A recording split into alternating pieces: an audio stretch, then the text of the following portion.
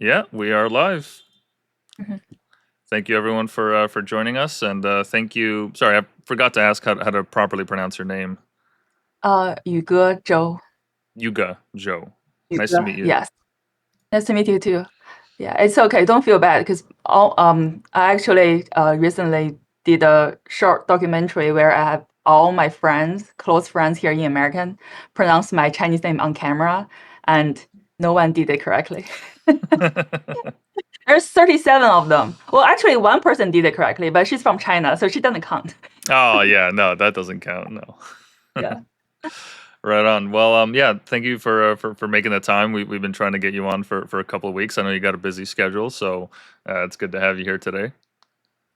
I'm really excited. I don't do this type of like a podcast, I guess, like often. So I'm very excited to talk about, my story of in this format. Yeah. Fantastic. So, yeah, just to get started, for those that aren't familiar with you or your work, if you could just give us a quick rundown of your story there. Right. So I'm a Chinese-born, Chicago-based video artist and filmmaker. I came to America, oh my God, 16 years ago. And I went to school in upstate New York, Syracuse, and then I moved to Chicago for my MFA at the School of Art Institute of Chicago, and subsequently started, video art and kind of a filmmaking practice. And most of my work are like installation based in galleries and museums and public art platforms.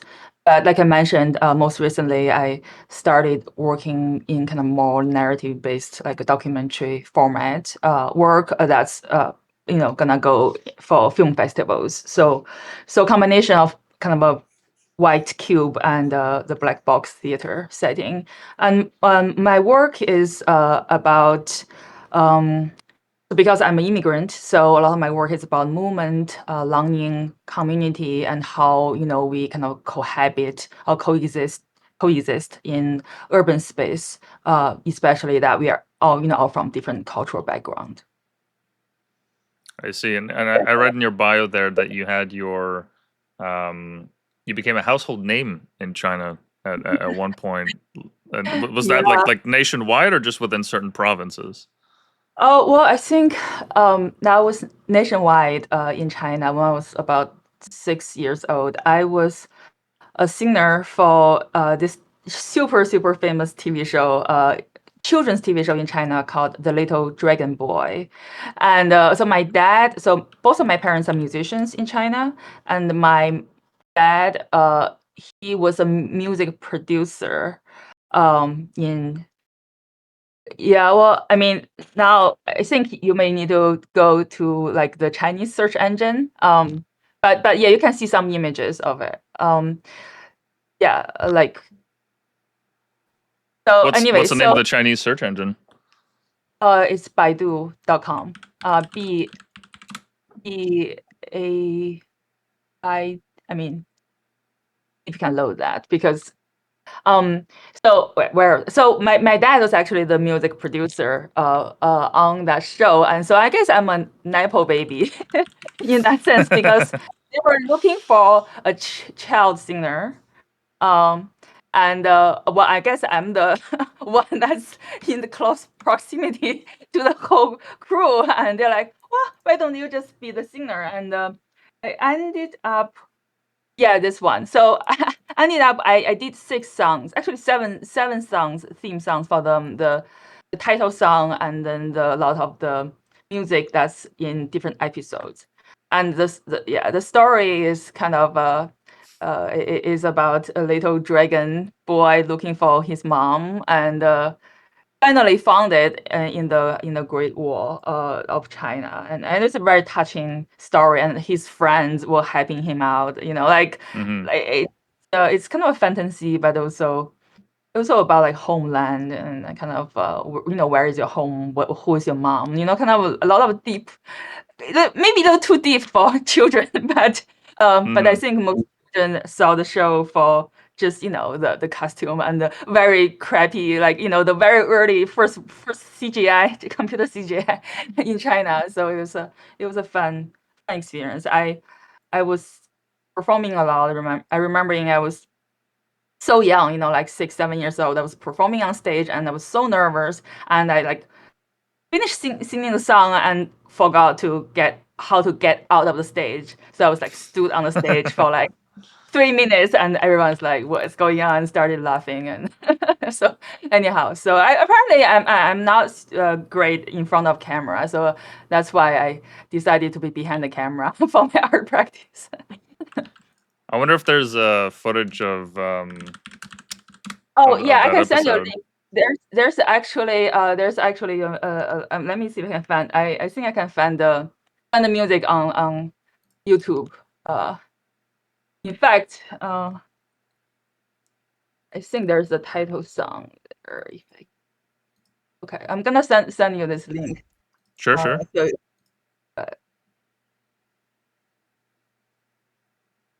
yeah, I just sent it to you. And this is the theme song. They play in the beginning of every episode.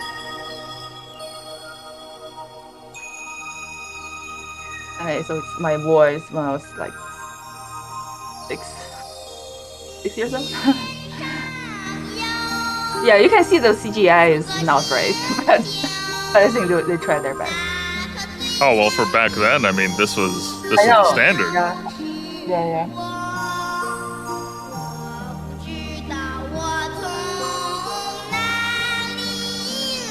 Very cool, very cool. Oh Yeah, yeah. so that's that's a little dragon. Um, Interesting. Yeah, it reminds me of like really old Power Rangers, I yeah, guess. yeah, I know.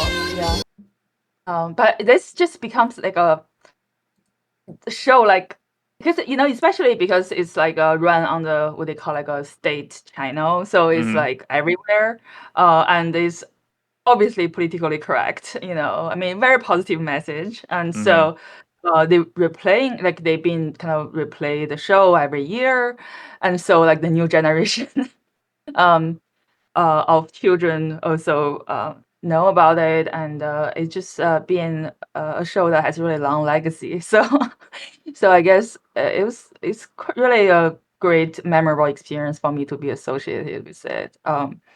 But I guess I should thank my dad for forcing me to do this.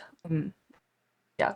Yeah, that's quite the honor. I mean, I guess the North American equivalent is like if if as a kid you sang the song to friends or something. Oh yeah, kind of like that at that level. And I was remember I was because I was performing so much, at that I was when I was so young, and I would like lose sleep and I wasn't happy, and at one time I was so mad at my parents. I was like, where's my money? Because I knew like whenever I Hmm. perform, like the whoever, like the TV show would get paid or something. But like Hmm. I knew that I I need to I should have get paid. And my parents are like, well, we use the money to, buy your food and clothes, so you don't get any money. But I just remember I was advocating for myself to get fair pay for my labor. Of course, of course. No, you have to because I mean, Yeah, those protections I think only came in effect in I think it was the early 1900s, at least in America, when Hollywood was like just starting out, and there was a case where it was a famous case that they used, I think, in the Supreme Court to create this law around it, just because of how many child stars there were back then. right. So yeah, not surprised. Definitely, yeah, advocate for your rights. Absolutely. Right. Yeah, not very effectively. Definitely still hadn't seen any penny out of my short-lived singing career. But it was really nice experience because I really felt that kind of use my unique expression, in a way, regardless of which medium, to connect with like a larger audience. So that felt pretty um um satisfying. Like I felt like I did something that made other people happy. Even when I was like Hmm. really young, like small, like I was just like, oh, everyone's like really happy to see me and ask for my autograph and stuff. But I think I was mostly just excited to have the kind of a connection, in a weird way. Yeah, of using my voice. I see, I see. And so what then prompted you as you grew up in the after effect of that to come to the US and study? Because I from what I read in your little bio there, it wasn't as if you pursued like an art degree. Initially you came over for computer sciences. But Right. nonetheless that's still quite the move, going to, I mean, the other side of the world essentially, to a country where you know nobody and you don't have any connections. What Yeah. what prompted that for you? Um, So, because both of my parents are musicians, so I definitely think I have like the artistic, side from them. And because in China everything's so pragmatic, so my mom, my parents are just like, well, you should do computer science, something that you can actually find a job for, Mhm. and so like a real job. So I kind of follow their advice first, but then um, I when I was in college, a lot of my like classmates at the time were thinking about studying abroad. So I definitely was like interested in sort of like exploring the world. Like it's like when you're like a young adult, you're just like I want to just try everything. I mean, because other people were studying English and taking exams for like TOEFL exams, and I think I just did it with them, but I just ended up having a kind of a really great time learning English, and I think maybe learned pretty fast, and I was also um, seriously thinking about, well, maybe applying for schools, and because at that time, if you want to come to America, that's the only way you could do it. So I just kind of tried and finish, pass the English exam, and then send out my applications to a couple schools here in America, and like not really expecting anything to happen, but then I ended up got admitted to a couple universities here. One of them is Syracuse University, and so I just like decided to come. And my parents were like kind of hesitated to let me go because it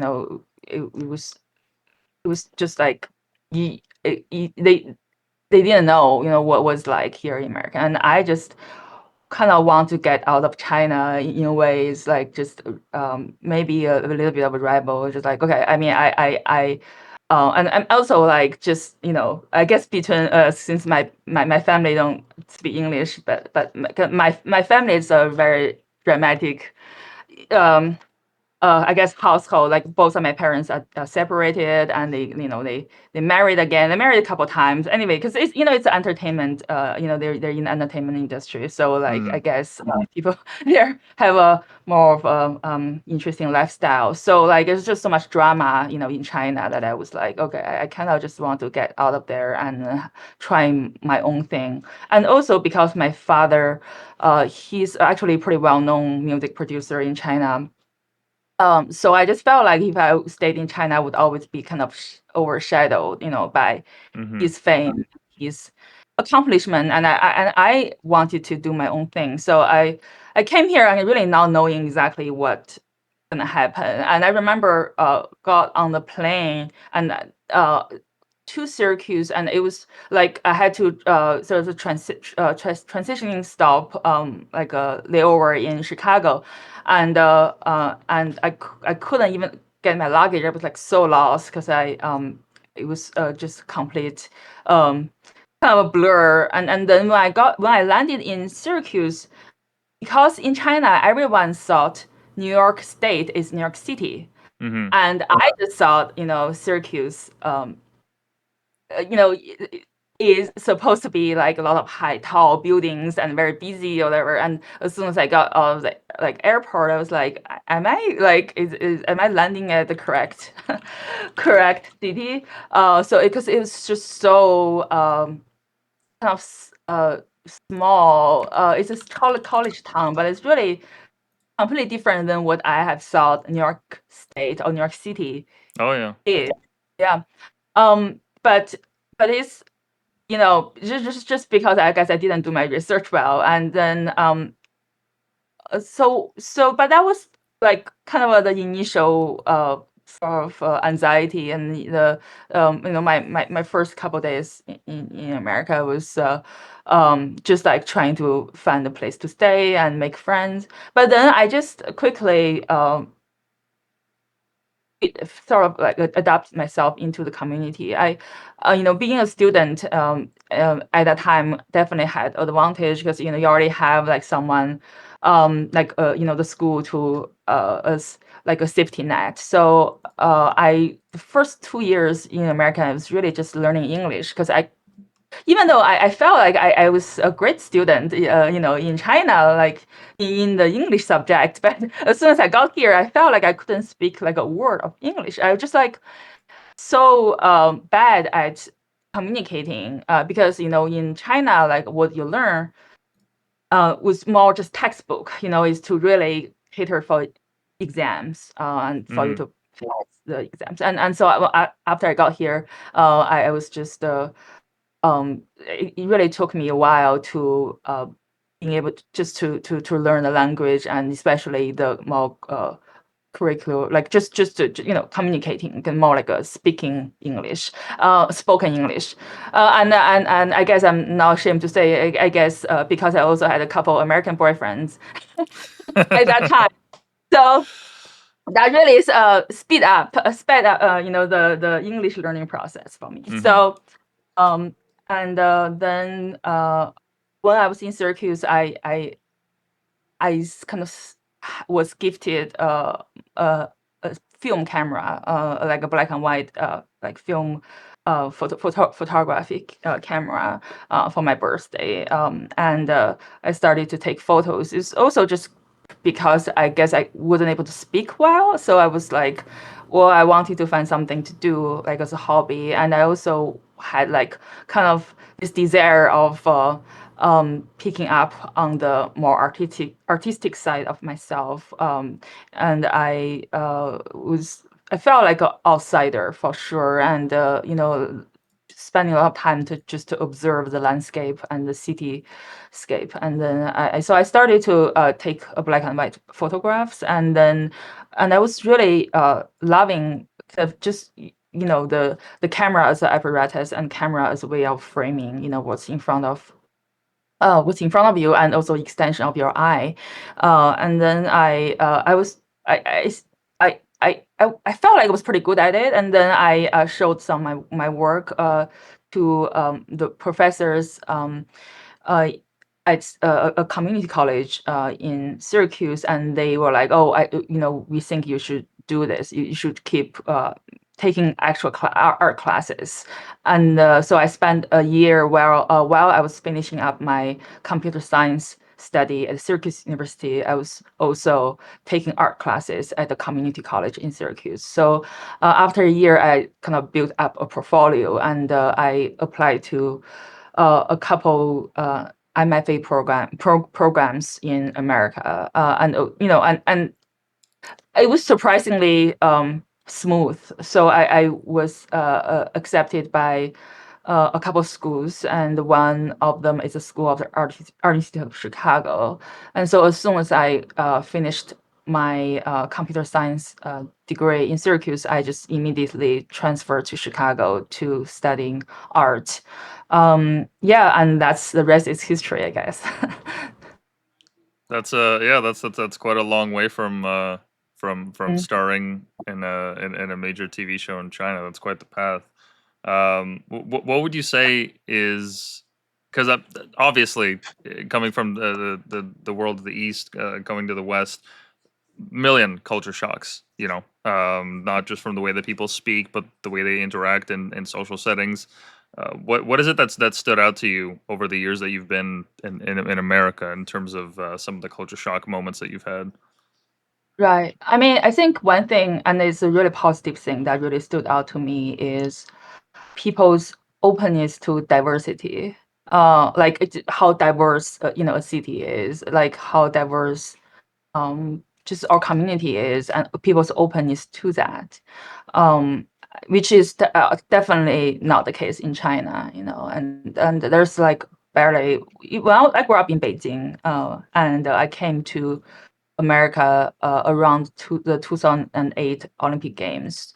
But even like growing up in Beijing, I really didn't get a chance to interact with a lot of foreigners in China. I think China is still relatively conservative in terms of like opening up to getting a lot of people to come in and exchange ideas. And so I think that openness to diversity is really, I think, one stood out to me. And just people in general are much more outgoing. And I guess in a way more direct, as just the day-to-day communication or interaction. Um, so yeah, I mean, I really liked it here. I think because I just love learning new language, love learning new culture, and I also enjoy being an artist here. Just I think there's definitely more freedom. That freedom of speech or freedom of expression is something I don't take for granted, because it's very different. I guess in China, it's not as scary as people were told, but still, like I think in China, like there's more of a scrutiny or government censorship, when it comes down to the arts and cultural discourse. Mm-hmm. Yeah, no, I'd imagine so because I mean, in order to have a unified people and a unified government, you can't really have a lot of diversity of thought. It has to be fairly narrow minded. So yeah, coming over here where I mean you have capitalists and communists living in the same city, people that vote for all sorts of things and say all sorts of things, and all you need to speak is just well a soapbox, right? That'll take quite an adjustment. Yeah, Now, just to pivot a little, so you said you initially started with a film camera, capturing these landscapes, and one thing I noticed going through your works is that a lot of it is focused on the interactions of people on a macro level, but scrutinizing it on like a small scale. So like the piece that you did about the railway projects in early America, right. where the landscape spans the entirety of the U.S. I mean, completely Right. covers the entire country. And I loved the take that you did on it, where you had these installations of I don't know if they were screens or no, because they were projected onto it, right?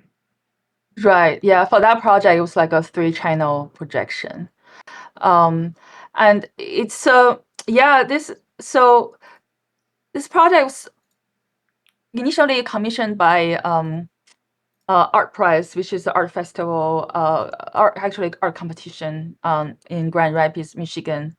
And it's really it started kind of post-pandemic. I was like thinking a lot, because during the pandemic I wasn't able to go back home, so I was kind of thinking a lot about longing for home, but also like the Chinese community in America, and what's our heritage, like who's our ancestors. And so like I was doing research, and I realized that like some of the first, I guess, group of Chinese immigrants who came to America are the railroad workers.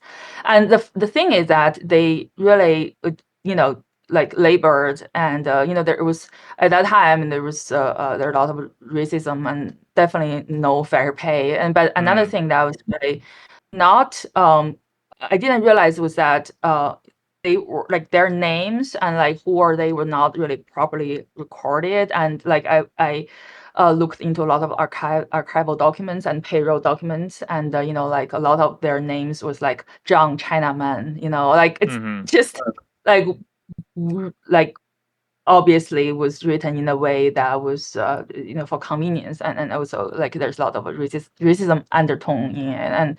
And there's like 20,000 workers, and you could barely find anyone who had like a proper name on the payroll document. So eventually, my assistant and I, we just like did a lot of research and going through the payroll documents and also like a lot of books and some of the railroad workers this like family, like they talked about the kind of passing through the generation stories, and so we found through all this kind of research, we found about maybe 100 or maybe 200 like actual names that we believe were true, like real names of the railroad workers. And so we embedded the names. So we actually went to the Utah. We went to where the track was built in Utah, and we were like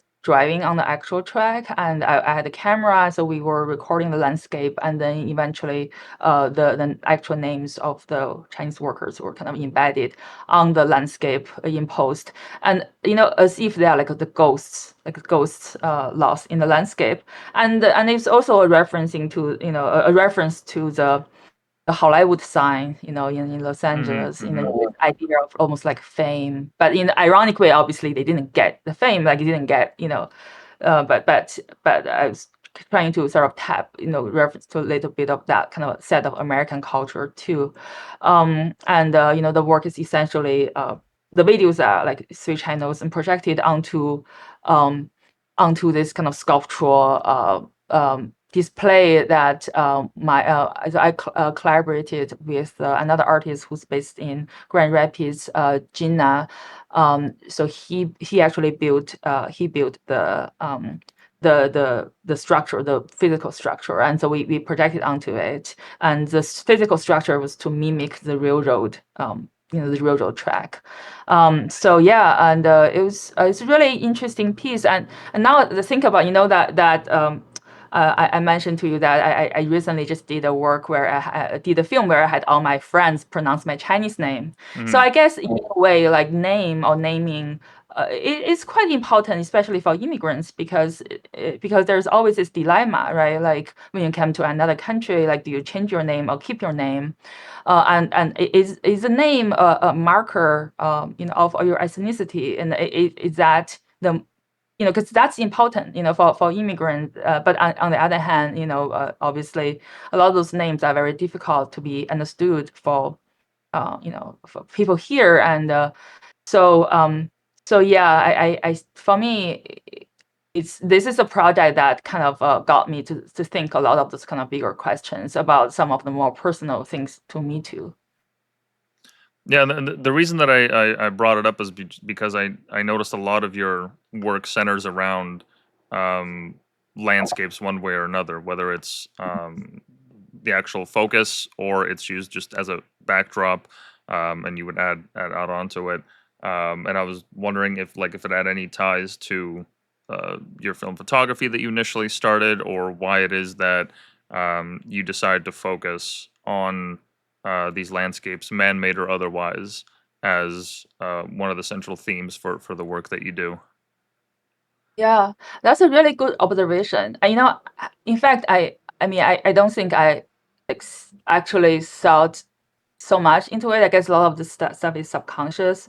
I think definitely, growing up in Beijing and came here during the like Olympic Games, because the city transformed so much, right? Like it was sort of just within 10 years or 20 years, it was like so different. There's a lot of weird, strange high-rise building and architectural stadium, like kind of built in Beijing. So I think I was very much aware of like how like cityscape or landscape change around me, and how kind of the urban community, like the community is forming or connecting and disconnect. How the I would say the urban network forms, within the architectural and the landscapes. So I think that's definitely probably just imprinted in my mind. And then moving to Syracuse, it was a very different landscape, and a lot of those are very nature based, like the lakes and mountains, and I was also very aware of seasons, because Syracuse and Beijing, we have fall seasons, and in Syracuse there's so much snow, and and there's this idea of almost like cyclical, like kind of this passage of time. I guess I'll say that, like because Hmm. of season change and I also because me as immigrant, I'm like hyper aware and of like the time, like because every year when I'm counting, okay, this is another year here in this country. So I think a lot of the landscape or the cityscape in my work, as you can tell, one of my work is called, I think, the moon drawings, that was shot within 3 years, and winter and summer, winter, summer, and winter and summer.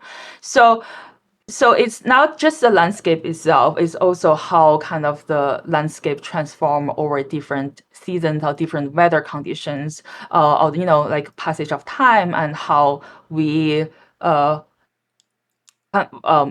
um we occupy, or we coexist, or we cohabit, in within that landscape. So yeah, so that is, I think, what I think interesting about it. And also I think I always sort of treat the landscape or the cityscapes as a character. Hmm. So this is a piece that's called Moon Drawings, and it's a piece started in the pandemic, and it was actually, I would say, a very important work of my, that came out, the last few years, is because, so I was, I was going through my green card application, so I was had a lot of like the paperwork going on around that time, and then the travel ban between China and America also kind of happened during I think the early 2020. So I was scheduled to go to China because I want to visit my family, but I couldn't, because all those reasons, and I was thinking about, the distance, the emotional and then the physical kind of distance between China and America. And in China, the moon um, is a very kind of loaded subject, Hmm. an object, and full moon represents family reunion. So every year we have something called the Moon Festival, which is just like a Thanksgiving here in America. In fact, this year's Moon Festival just happened a couple days ago. During the Moon Festival, when the moon is round and bright in the sky, and we would eat mooncakes and drink teas together with your family and friends. So because I couldn't go back to China, and I was like, maybe I can bring the moon down to me on the earth, by creating those meditative moon. I call it moon drawings, but it's really me dragging a luggage. Walking, in the winter, I would kind of walk on the snow-covered parking lot right next to my apartment building in Chicago.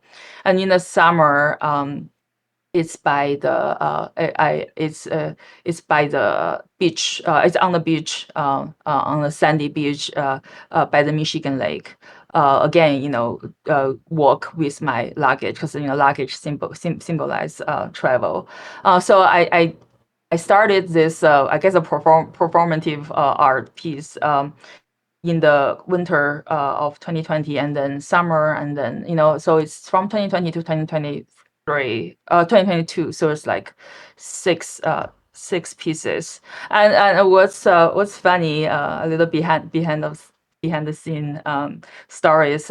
So for the winter piece, I shot from directly from my apartment window, and so I had to like set up the camera, and because it's like 3 or 4 o'clock at night, no one was helping me. It's too late, and then I just like press the recording button, and then drag the luggage, and then run downstairs, and then and did the kind of the walk. So it was like a one person project, and for the summer, The summer piece, I have a friend who lives right next to, who has a high-rise apartment building right next to Lake Michigan. So I would set up my camera by her window, and then go across the street, and then and drag my luggage on the sand. And it's actually much more difficult to drag a luggage on sand than on snow.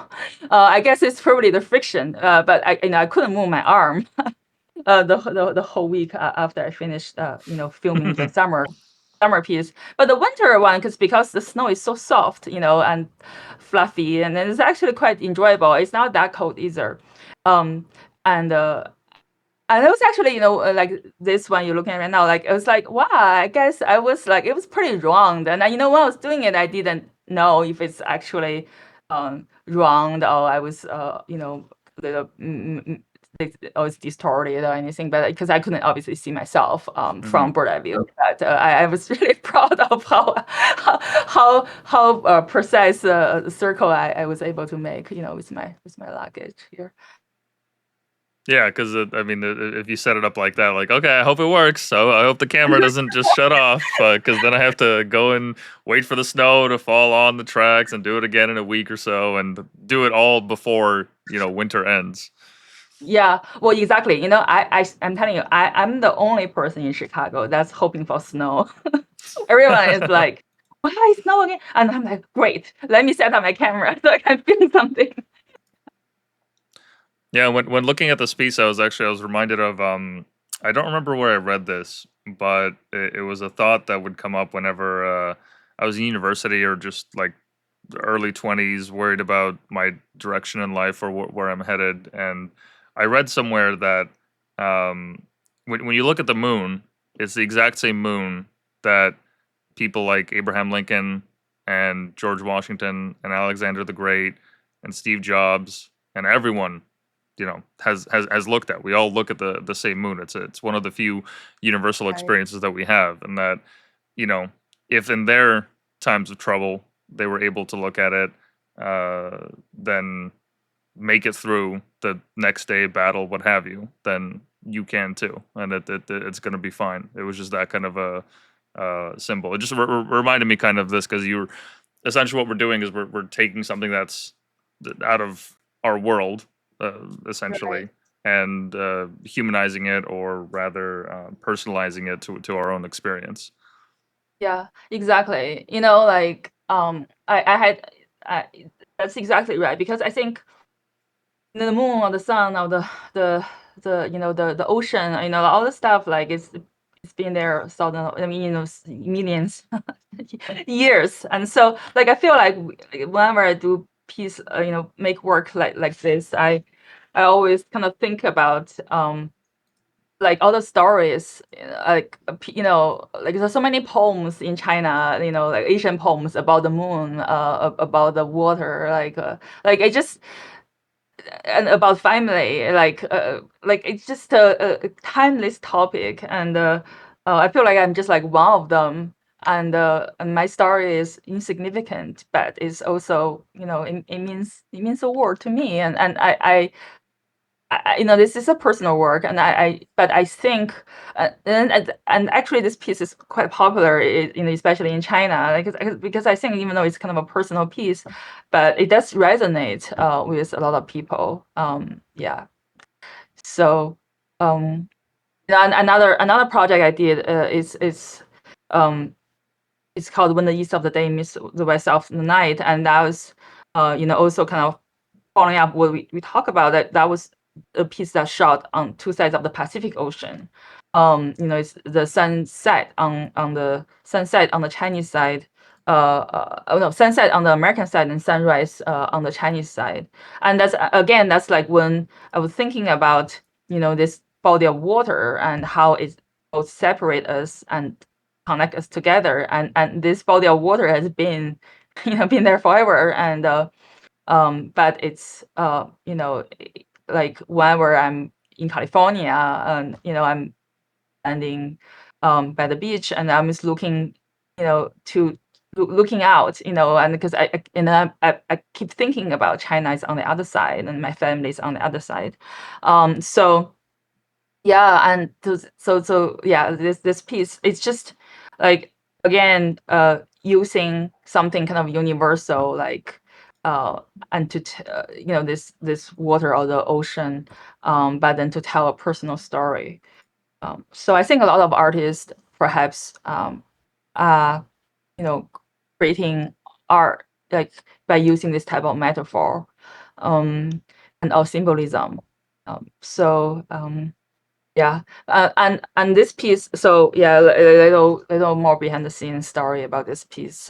So actually I shot this piece first before I did the moon drawings, and this was the last time I was able to go back to China. It's 20 late around November of 2019.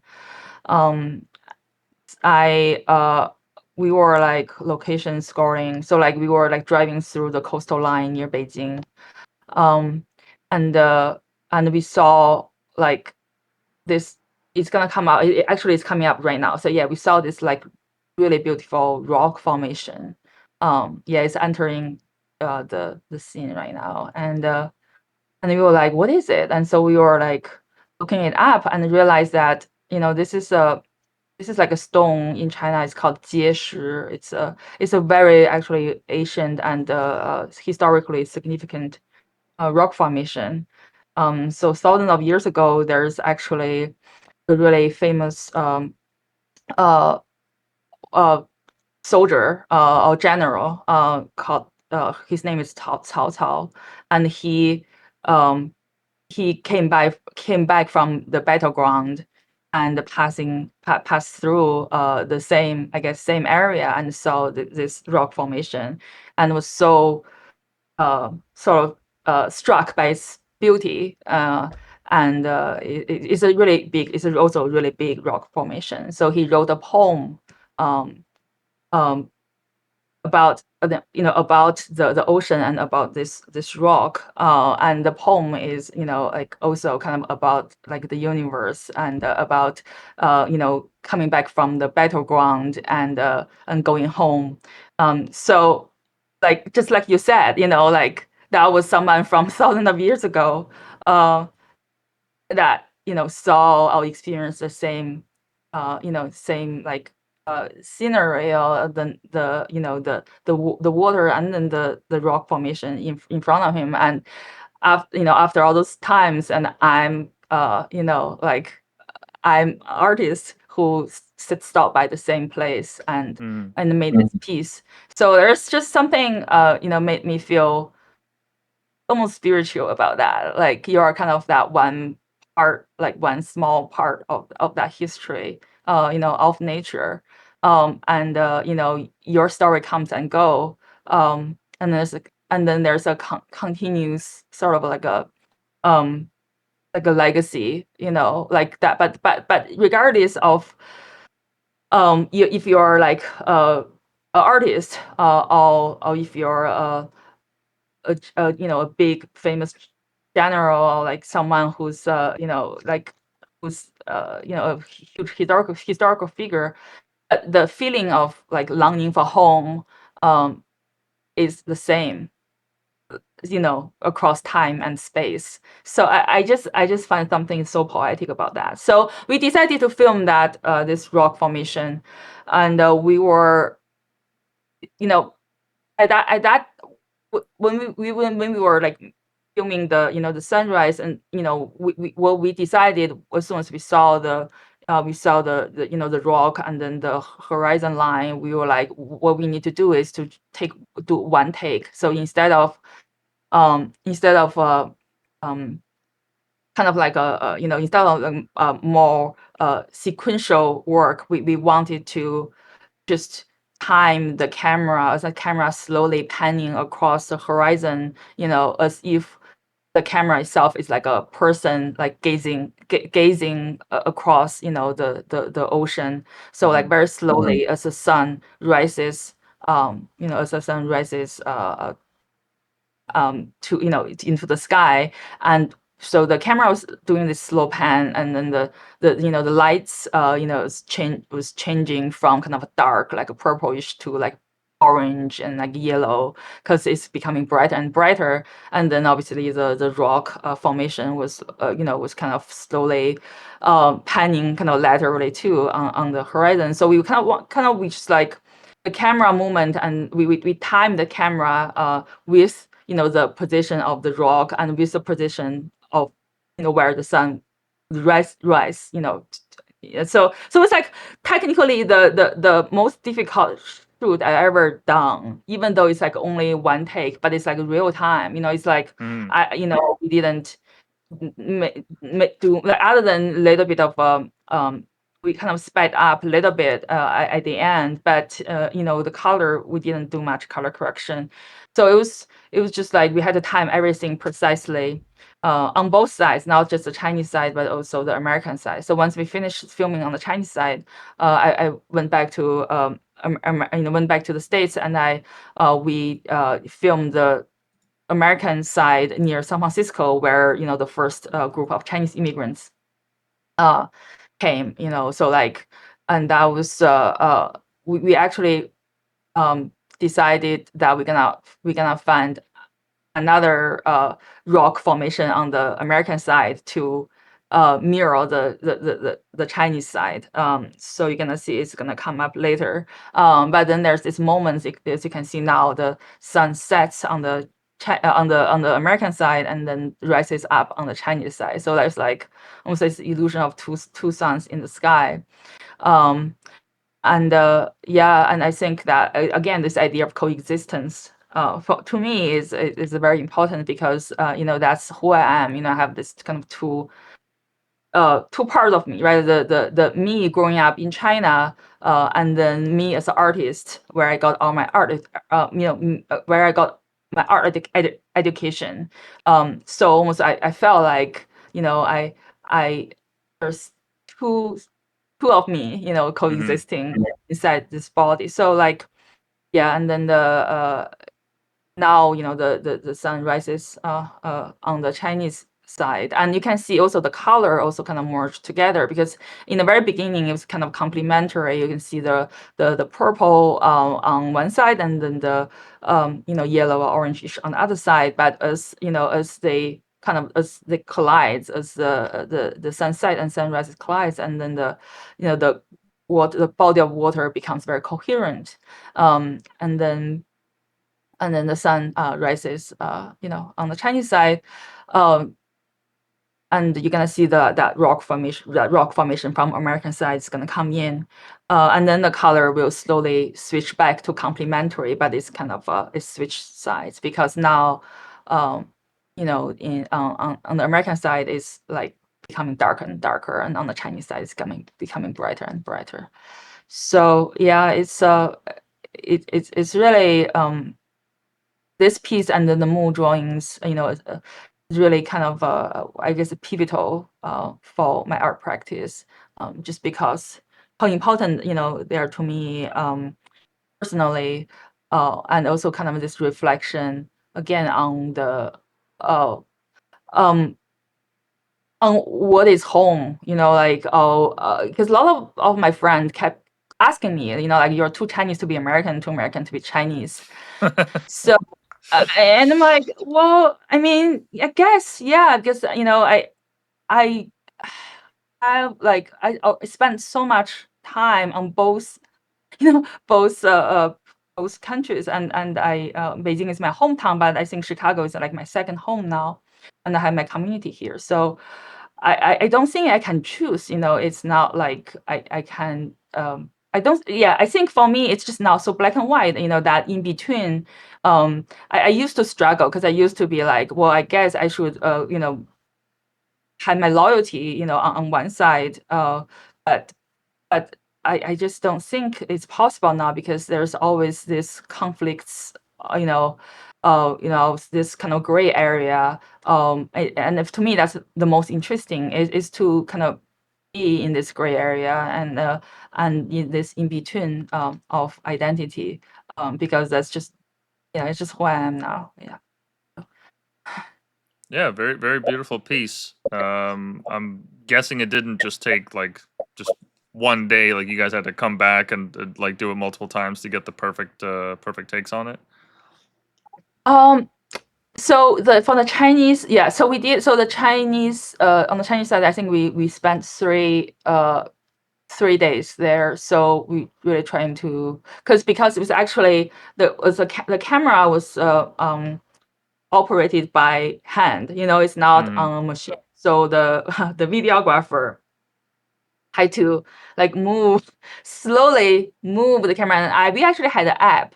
We know we had to. The app is almost like a AR app where we can sort of see like where the song will come out, in the future. So like we Hmm. sort of the videographer was timing the movement of the camera with the help of the app. So we are hoping that we would land, as the camera pan to that spot, and the sound will just come out. So like because we really want the smooth pan.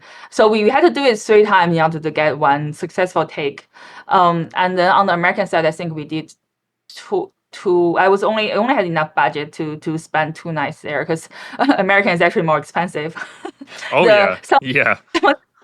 it's more expensive.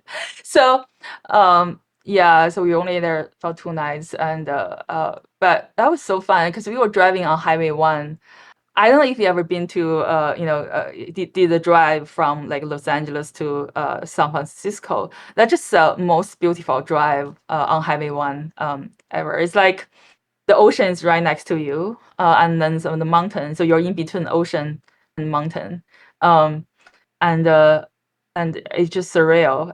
It felt like a virtual reality. Like it's just it's really I highly recommend for anyone who's never done it. You should do it at least once in your lifetime. I actually have done it a couple times because of my work. I have some family members in California too. So yeah.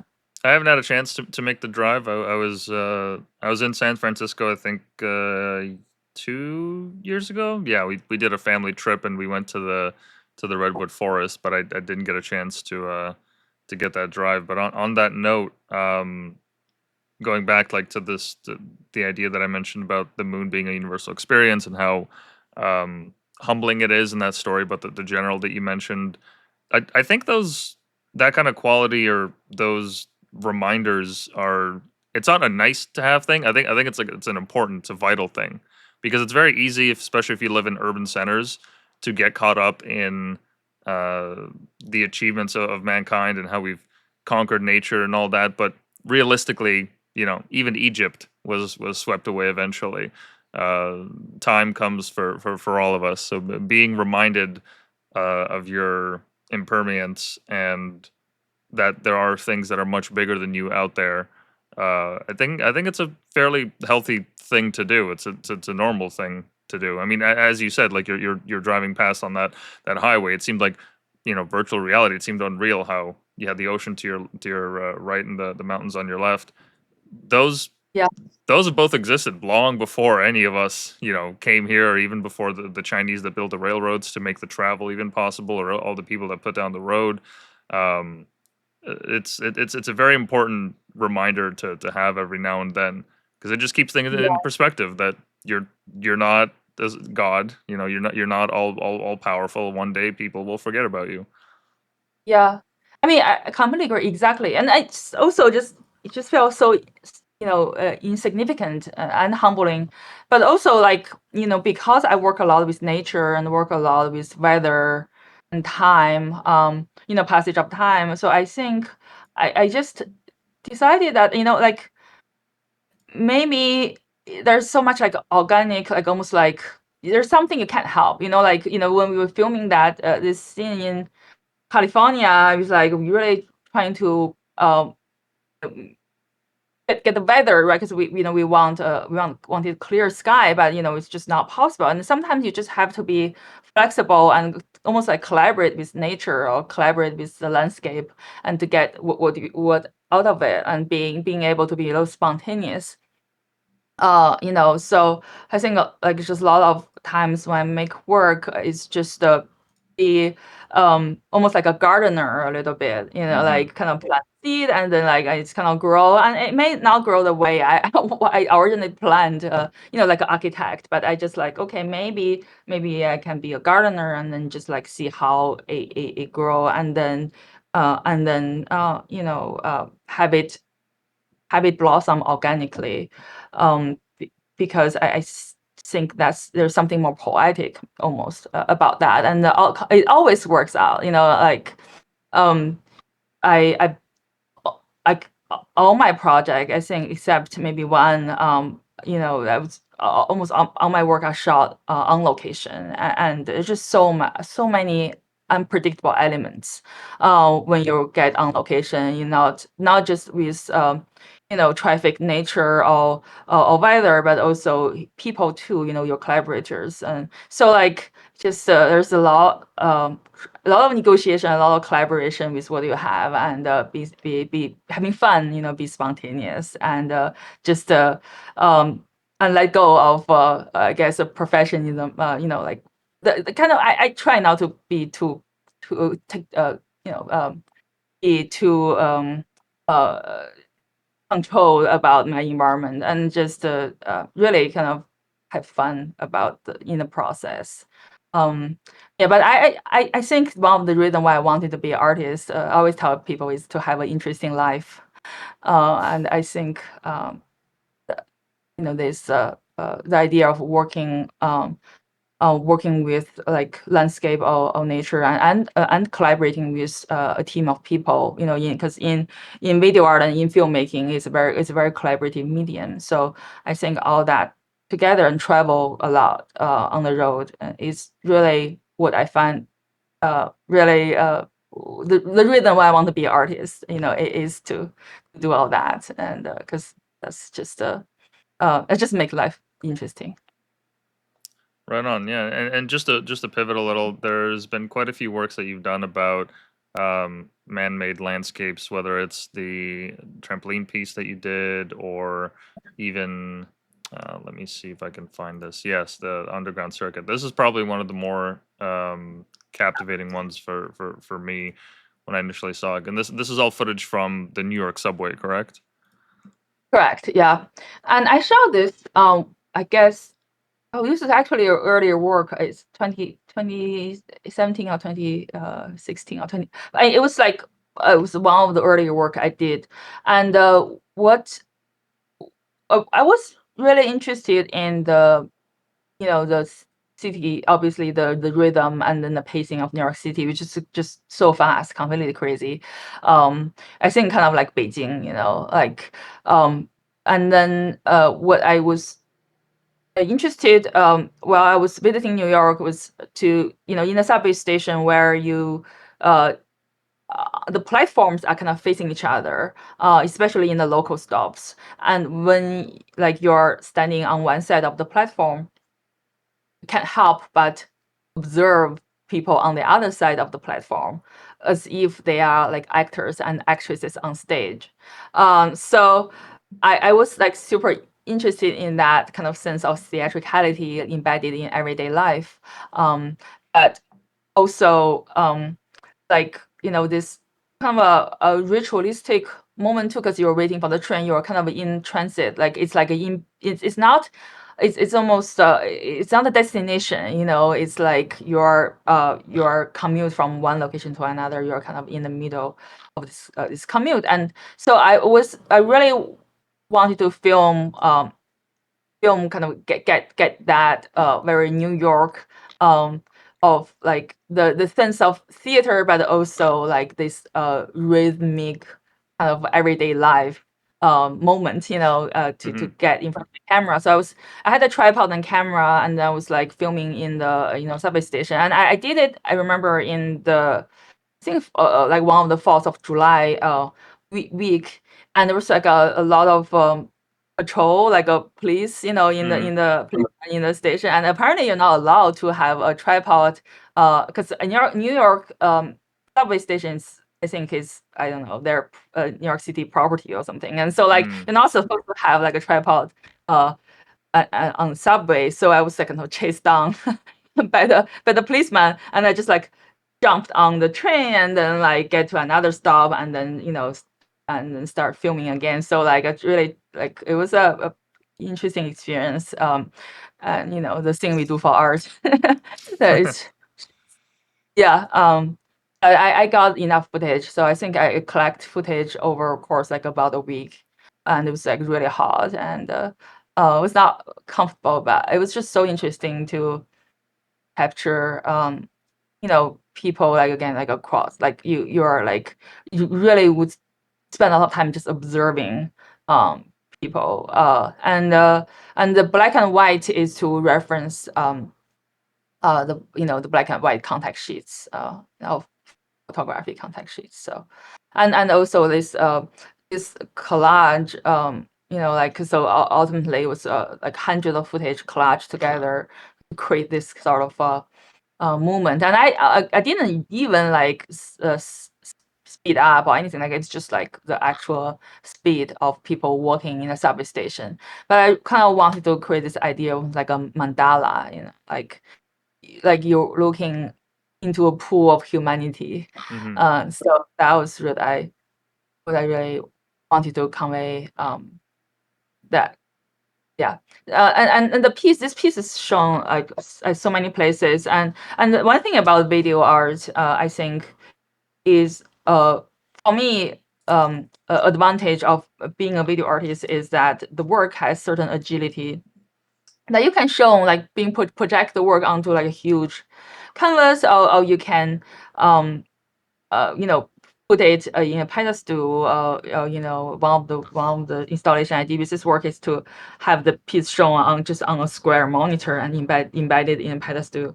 And then I also shown the work in a couple years ago at Ars Electronica, where it's like project onto this like huge I think 56-meter long, like it's just a big they call it deep space of so like then people working on the like on the stage and become part of this projection. So it's like the work can be shown at different venues or different architectural surface or screen apparatus based on the location or the specific, like it's very set specific but it's the same work, and you really can experience it differently because it's video, right? So um I really enjoy showing this piece everywhere in the world. Right on. And how would you rate New York out of all the cities that you've been to in the U.S.? um in the US, I mean, okay, so I think what I after it's been 10 years since I got out of school and being an artist. What I would say is that I love making art in Chicago, and I love showing work in New York. So I think I really really like New York because it's just so much going on, and you can there's like you're not gonna get bored. There's like every day you can go to a different museum and see a different show or performance or reception or like events of there. But it's almost feel like overwhelming. I would visit New York. I would do a residency there, and like I recently showed my work in Times Square. Um, and it's just crazy, like median stimulated.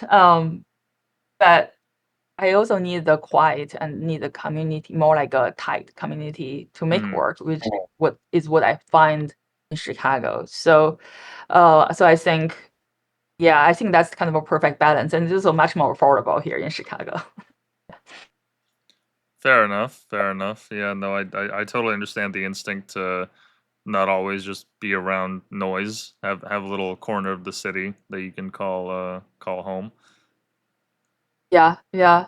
I mean, I I think as artists, like again, community is probably the most important to me because that's like my emotional support. Um, yeah, because I graduated from the School of Art of Chicago, so I just know like a lot of my friends and mentors and my peers are based here. So I think it was hard for me to move out of the city because of that.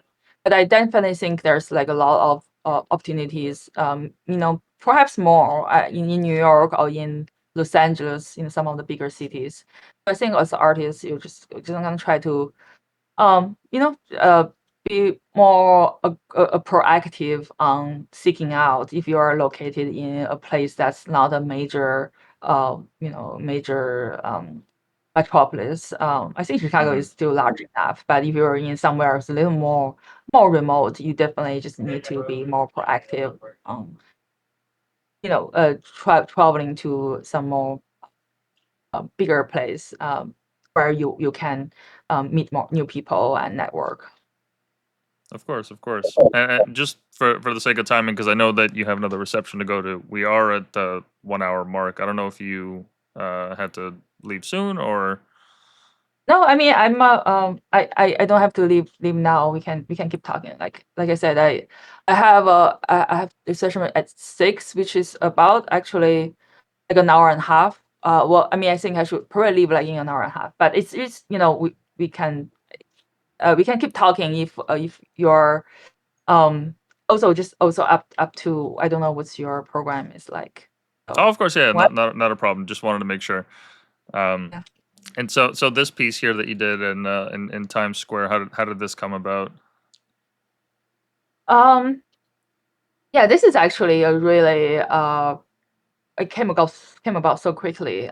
So this was a piece called Trampoline Color Exercise, and it was shown in Times Square as part of the Midnight Moment in June of this year. So Midnight Moment is the largest public art venue I think in the world. It's in like it's basically they are transforming the entire Times Square. There's 96 screens in Times Square, and every day from 11:57 p.m. to 12 a.m. Midnight, they're showing featuring one artist's work during those 3 minutes. So like every artist would be featured for a whole month. Every day, but for 3 minutes of that month. So I was the featured artist in June 2025, and my work that was featured is called Trampoline Color Exercise. And this is a piece, as you can tell, it's the trampoline gymnastics, jumping and tumbling on pink graded trampoline net. And as they jump, the color of their uniform and their identities would change. It's a combination of red, blue, and yellow, so primary colors. And over time, the composition of those colors like shape shifts um, over the course of the 3 minutes. In the first glance, like you can see, this is more kind of a very playful, um, uh, composition on the just primary colors. But there is actually a deeper meaning that goes to it, which is the colors combination is reference to the national flags of the superpowers that played a role in the geopolitical landscapes, Hmm.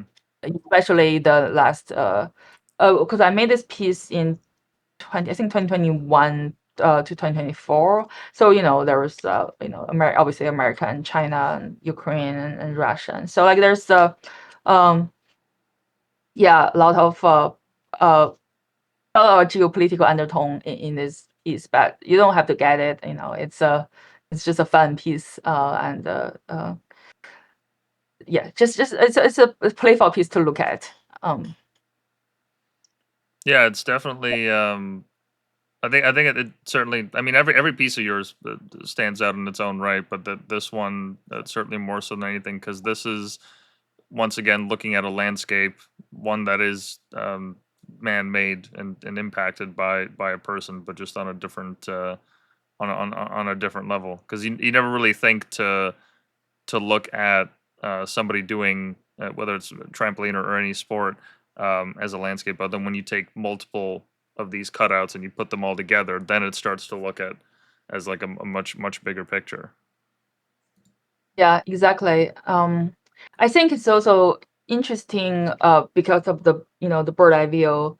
And I because the screen are so large, I remember telling the technician that's installing the work in Times Square that I want to make sure the size of the people, the athletes are human size. Hmm. When the audience or the visitors um, looking at the work in Times Square, that the size of the bodies are human size, and but the site itself is very monumental. Um, there's just so much going on. So it's really powerful to kind of see one work being shown on all those screens versus obviously, in normal times, one screen would represent one message, advertisement or whatever. So, it's such a capitalistic place, and you have like all those commercials showing on all those different screens, but then like Hmm. for one day, it's for 3 minutes, that's all the screens sort of broadcasting, displaying one coherent message. Something very surreal and powerful about that. Yeah, now you're among the few that have had their work exhibit in Times Square, because I know besides this they have other times when they would feature work, whether it's like the NFT or just digital work. Okay. There's another artist that we interviewed as well some time ago that also had his work featured for, I think, an album cover it was. And when I was interviewing him, I was wondering, well, there's got to be like a list somewhere, or maybe like a club of people that are now Yeah. exhibited in Times Square, because I'd imagine it's a lot of people over the years, but still it's not a significant portion of the population that gets to have that privilege. Yeah, I think for this particular program, they've been doing it for 10 years. So I think 10 years and 12, I guess 12 artists per year. So that's about 120 people. And yeah, so definitely not a big group. So I'm pretty honored to be part of the group of artists have shown the work here. And what's really funny about it is, my parents, like they have like no idea what I've been doing here. They're just like, well, whatever you're doing, as long as you're happy, right? And then Hmm. like as soon as I told them that, oh, I have a piece show, I had a piece in Times Square, and I sent them the pictures, and they're like, oh, we're proud of you. So like, 'cause I had so many like exhibitions and awards and all that stuff, the past 10 years, and you know, they didn't really comment on it. They were like, "Oh, whatever, okay," like, it was like, "Oh, I had to show, this museum, or I got this award." They always just like, "Okay," you know. And then like Times Square, they're like, "Oh, we get it. Yeah. Now we know what you're doing here." I'm just like, yeah, whatever. I guess just Times Square is such an iconic cultural sort of site, and even people in China knows about it, which I guess I'm not surprised. Yeah. Yeah, no, for immigrant parents, like the only way to convince them is to like make whatever it is that you're doing as related to like common themes or things or environments that they've seen. Then they'll actually like understand, like what that actually is. I understand. I get it. Yeah, yeah. No, I get it. I mean, I mean, in general, I think they're supportive of, as long as I'm happy. Even though I don't think they still understand what kind of media art or video art is. But yeah. But I mean, they also both of my parents came to America. Each of them came to America only once, and they didn't like it here. So, so I think, yeah, they just let me do what I want, whatever I want. Well, fair enough. Fair enough. Mackenzie actually Yeah. just messaged me. She wanted to say hi. She's sending you love. Just about to get on the live stream as well. Actually. Oh, great. Yeah, yeah. Say hi to Mackenzie. Yeah, I feel like a lot of the classmates I had in our school, uh, not not a lot. I still keep in touch. I guess there's few of them. Mackenzie is definitely we just had such a great relationship. Like and I was really happy to see her. thrive, like having this. She's very smart, in Vietnamese. I wish, I can sometimes I kind of wish I was as good as her at like the on the Vietnamese side, because I think I'm pretty good, decent, in art, Mhm. making art, but I haven't figured out how to profit out of it. So I think I need to learn. Yeah. Yeah, yeah. No, it's a difficult thing for artists to do. I mean, most of the ones that I've interviewed, they've never done big exhibits like yours. So they'll have like maybe a print shop, or they sell some merch. But the common theme that I've come across is that the artists tend to undervalue their work. Like in a handful of the interviews, when we go to the print shop to show the stream, I see the prices, and I always tell them, I'm like, no, that should be twice as much, maybe even three times, or four times. You shouldn't be selling yourself short. And I understand why artists have that inclination. They're introverted, introspective by nature, and they show themselves to the world through something. It's a very pure process. It's very personalized to them, and so some of them shy away from either the spotlight or from trying to seem as they're supposed to be worth, hundreds of thousands or millions of dollars. But that's a common theme that I've come across, is that like how do you put value on a piece of art? How do you put value on recreation of it through a print? It's something that I've found is not really, there's not a universal standard for it. Every artist has to negotiate that for themselves. It's very individualistic to themselves, but the undervaluing of their work, that's something that I've come across a lot. Yeah, and we don't teach it in art school, which I really think this really needs to be like the next generation of artists need to be more educated on a lot of the business side of being an artist, because it's so important. I feel like every day I probably spend at least an equal amount of time making art, thinking about art, and just the administrative work, sending emails and putting a agreement together, Hmm. chasing down people to get paid, and a lot of times actually, even working with galleries and institutions, like you can't completely rely on them. You have to, make sure that you're uh, like equipped to um, advocate for yourself. Hmm.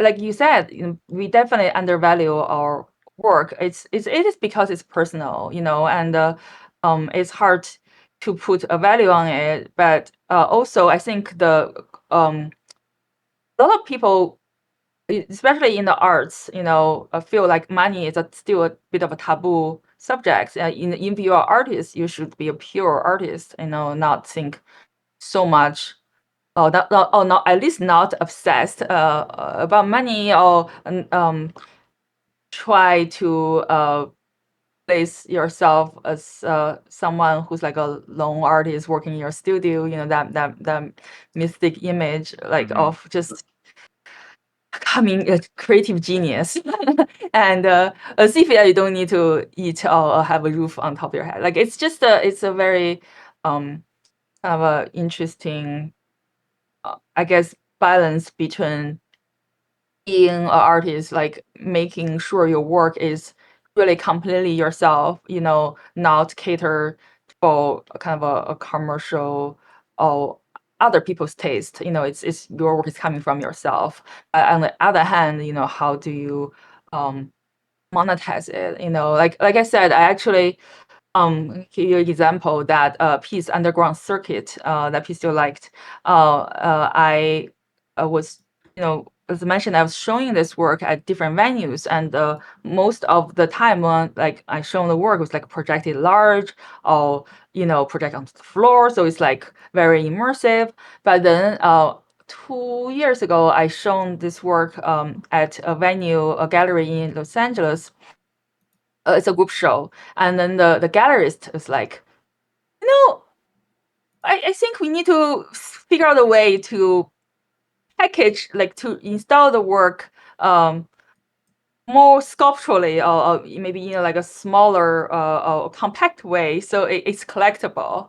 Um, so so I was like, okay, well, how do you think we should do it? And he's like, well, you should, yeah, actually, it's yeah, this, so you should put the work on a screen, and then embed it in a pedestal. So like the gallery came up with this idea of this sculptural version of this piece, and sure enough, it was bought and collected by by Art Foundation, and so I didn't think so much from a commercial aspect, but Hmm. working with a gallery really, I thought that show helped me to think, oh, actually, yeah, maybe package the work in this way is more collector friendly, and it actually looks great. I mean, I love it. But just to say that a lot of times artists just don't think like that, and I'm yeah, I think I'm still learning, to um keep my practice myself, and really making the work I want to make, but at the same time um figuring out how to sustain my practice, um by selling work, because in video art you sell work via editions, um and also I would sometimes rent my work out to a different venues, and also exhibition fees. When you show your work, you should charge an exhibition fee, and also um, there's grants. I apply for grant, or sometimes I get award, and it's just like combination of everything. It's really a lot of work. But I guess I'm doing okay. I think I'm surviving so far as an artist, but definitely it's definitely not easy, especially in digital art, film, especially independent film, or uh, video art. Works like this, because it's not painting or sculpture. It's like not like, again, not an object. Hmm. It's very ephemeral file. So how do you present it so that it's something like that's collectible, or maybe it is a video file, but then like how you edition it in a way that it can be sold. Like, so it's just, there's a lot to think about. There are not a lot of institutions or collectors, in the world that collect this type of art. And I do think a lot of digital artists, can be creative on how how to sell their work. Yeah, and like I also get commissions by public art venues, so a lot of my income also comes through commissions as well. Yeah, I figure that artists would, well, at least not in all situations, but in some, be better off outsourcing it to something like a gallery or foundation. But then the difficulty becomes, okay, well, got to make sure I read the contract, a dozen and a half times to make sure there's no clause that screws me over. Because I'm sure there's been plenty of incidents throughout history where artists are just like, look, I just want it posted. I just want people to see it, and they're not thinking like, years ahead of time what that's actually going to be worth, or what it is that they're owning or buying. So I'd imagine it's hard to find organizations and foundations, especially if you've never worked with them before, that you can actually trust that not only is the contract fair, but that they're going to exhibit your work in the way that it actually deserves to be to be shown. There's a lot of negotiation, I guess. Yeah, yeah. I mean, yeah, it's almost like dating, to be honest. Like to find a gallery or institution, like a art dealer who's like, who like, you obviously there's different interests. I mean, they want to make money, and you want to make great art, but there's definitely um a relationship that you can cultivate that's benefit for both of both of you, and looking for someone who believe in your work, advocate for you, and also very savvy on the business side and being honest. That's someone who has integrity and who's yeah, it's hard. I mean, I know a lot of my friends having troubles, and I also I'm still also looking, to be honest. I don't have a stable gallery. I occasionally work with art dealers and art galleries, on like a one-time base, and they sell my work, but I don't have like a permanent person. I want to find a gallery of someone that we can grow together, and learn from each other, and just like almost like a family, in a Mm-hmm. way that's I can completely trust. And it's just I understand it's gonna probably take time, and I'm not in a rush. Some of a lot of the work I can actually just sell myself, and I get commissions, directly to me as well. But I also acknowledge that if you have someone who's advocate your art on your behalf, there is so many doors can open for you. So I definitely want to work with a gallery, art dealer on more long-term base. But I think I'm just being very careful and also very thoughtful about getting there. Yeah, I Yeah. wonder if it's if that might be because of how many more artists there are now than there were, 10, 20, 30, 40 years ago. So there's not there's a lot more supply than there is demand. I mean, demand for art is always, I would imagine, been fairly stable for last couple of centuries now. There's always money in it, and displaying it, and finding it and promoting it. But nowadays, especially with the explosion of digital art and how it's become a lot more accessible globally, it's probably a lot harder to find any stability, because, like, realistically, that's not to say that, oh, well, fine, whatever, we'll just find someone else that's, similar to your work, or does something the exact same.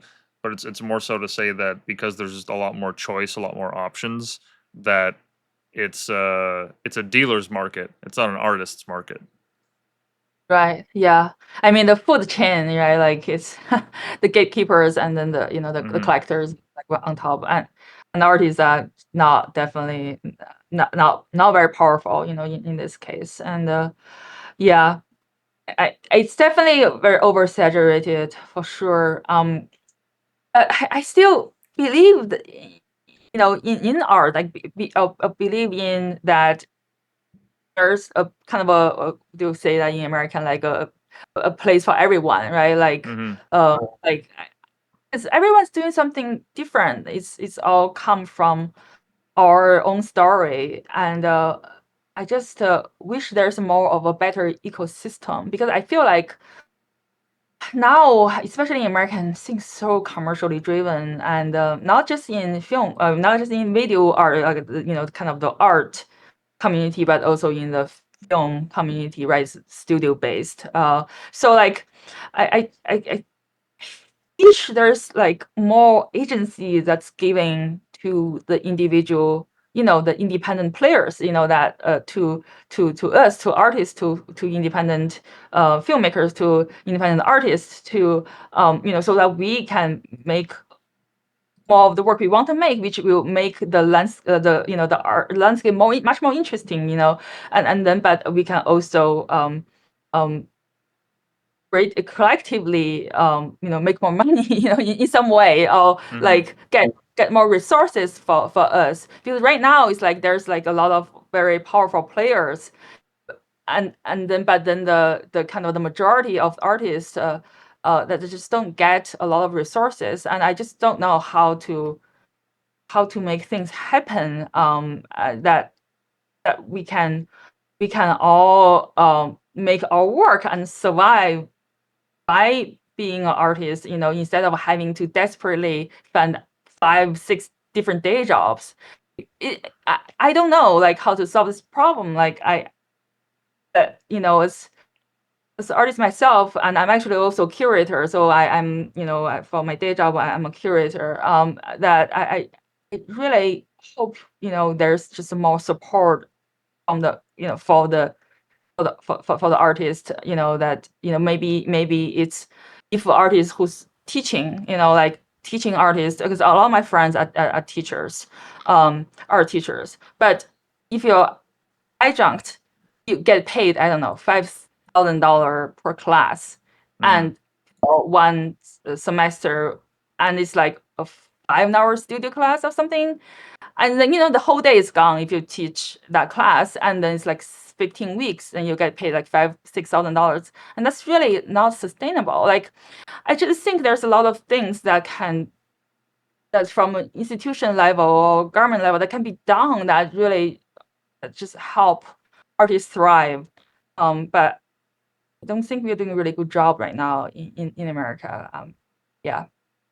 So I I think guess, I think that's partially why some people have turned to crypto and NFTs. And I don't mean like the NFTs that just have the profile picture, because there's there's millions of those. But one thing I've noticed as I've interviewed a lot of digital artists is the majority of them have moved into the NFT space, and even the ones that aren't digital, they'll take a photo of their work. Or a scan of it, because in some ways it gives them that freedom to set the price, to create auctions so that people can bid and hype them up and all that. Which still, it doesn't fully fix the problem, but it at least gives artists a little bit more leeway with their freedom, and where they choose to feature their work, and how they want it to. Because now it's not just on the digital landscape. Like, there are actual like digital galleries. But we had the opportunity to interview the owner of which has a gallery in Montreal, and they have this space with these screens that rotate, and every week her and her partner, they get together and they decide which artists they want to showcase, which ones they want to help with auctions, or link them to buyers. Which, once again, it doesn't fix the entire issue, but it does give artists a chance to say, hey, like, this work is actually worth owing, or owning rather. And this is the price, and you're welcome to pay it in, whichever crypto you want. And that's global. That doesn't necessarily mean that you need to have a studio space or anything like that. You could just, make it in your own room. yeah, yeah, that's really interesting. I personally have never done any NFTs. But I definitely see NFT as a really kind of smart way of just set up your own shops, and you know put your work out there and then get money from it. I think I also think NFT now is getting tougher and tougher too. I heard that's like kind of I guess not as much interest as it Hmm. was back a couple years ago.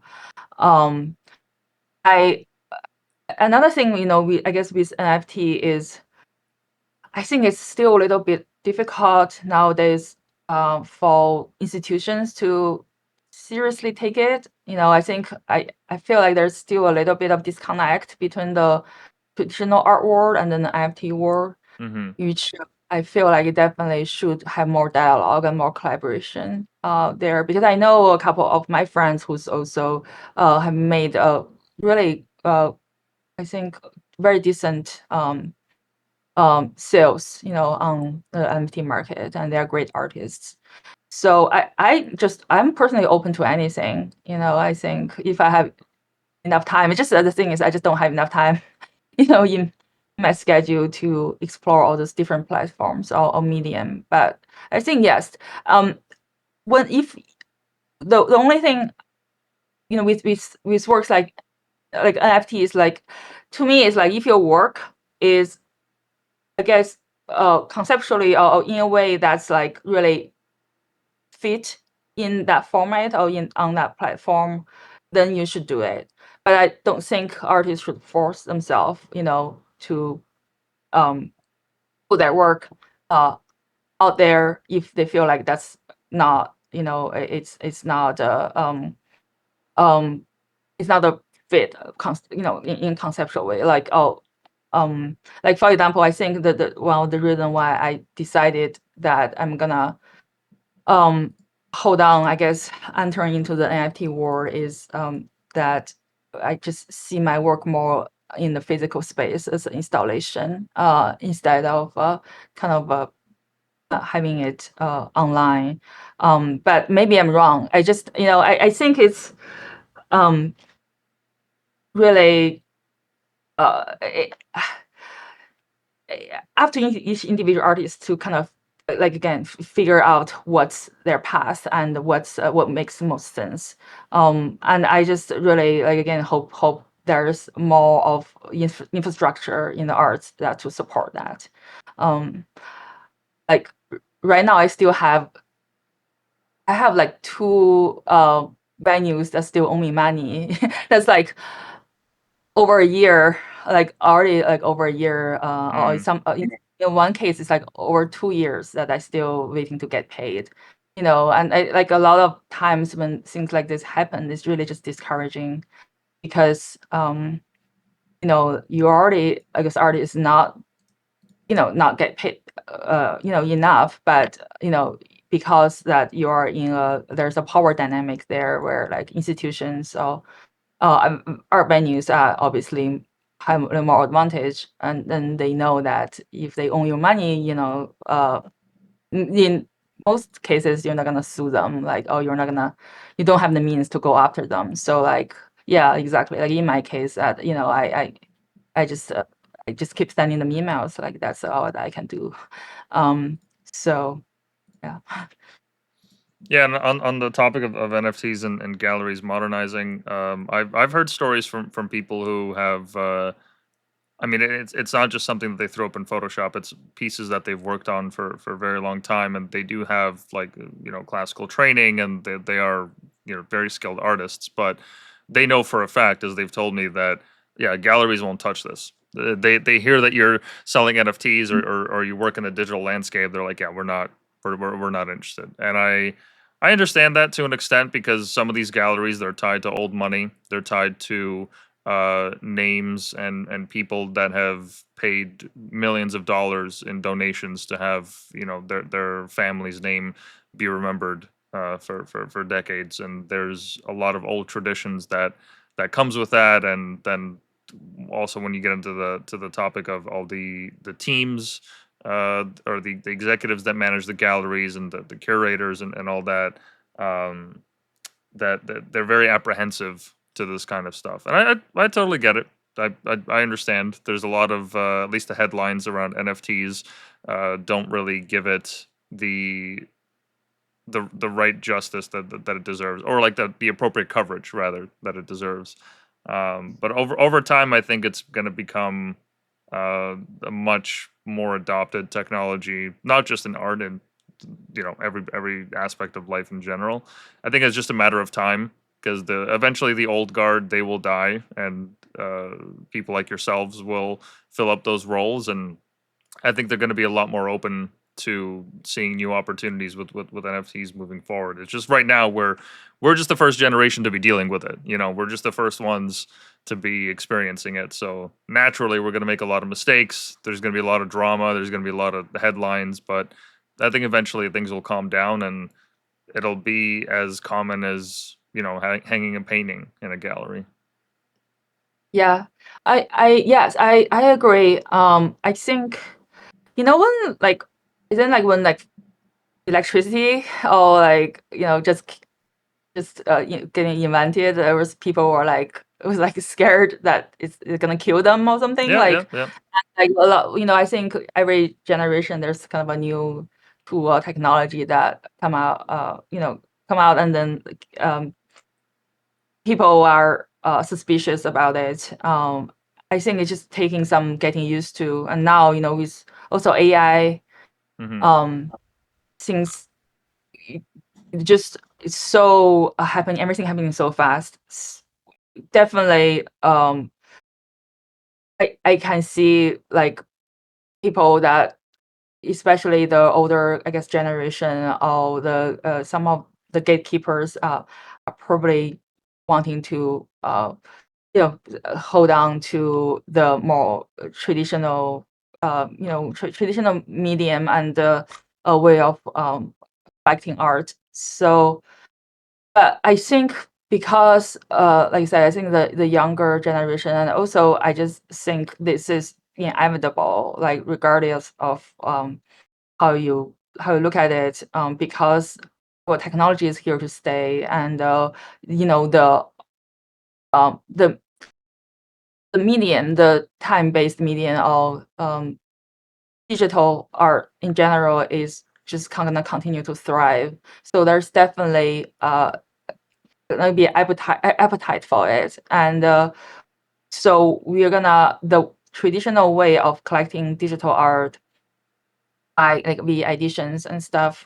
Like you kind of sign a piece of paper, and the certificate of authenticity is not is doesn't work very well, Hmm. for type of work we do. So I definitely think now it's just there's so much different information, and people are absorbing so much, but also not sure how to filter out the noise, and what's the correct um, information. And also there's just so much art out there, and some of them are great, some of them maybe not so good. And so I think once things get more regulated, and you'll slowly um, kind of slowly be more acceptive of this, whether it's NFT or perhaps AI, and yeah, because I think ultimately it's just gonna again finding a coexistence between this type of new medium and the old, more traditional, way of showing art. Absolutely. Do you mind if we just take a quick 5 minute break just for a second? Sure. Yeah, let's do that. Yeah. Okay, we'll be right back, guys. Yeah. Okay, and we're back. Um, I was just thinking on the topic of artists and support and all that. This is something that we talked about before the stream started. How the commercialization of art has made it more difficult uh, for artists to exhibit their work.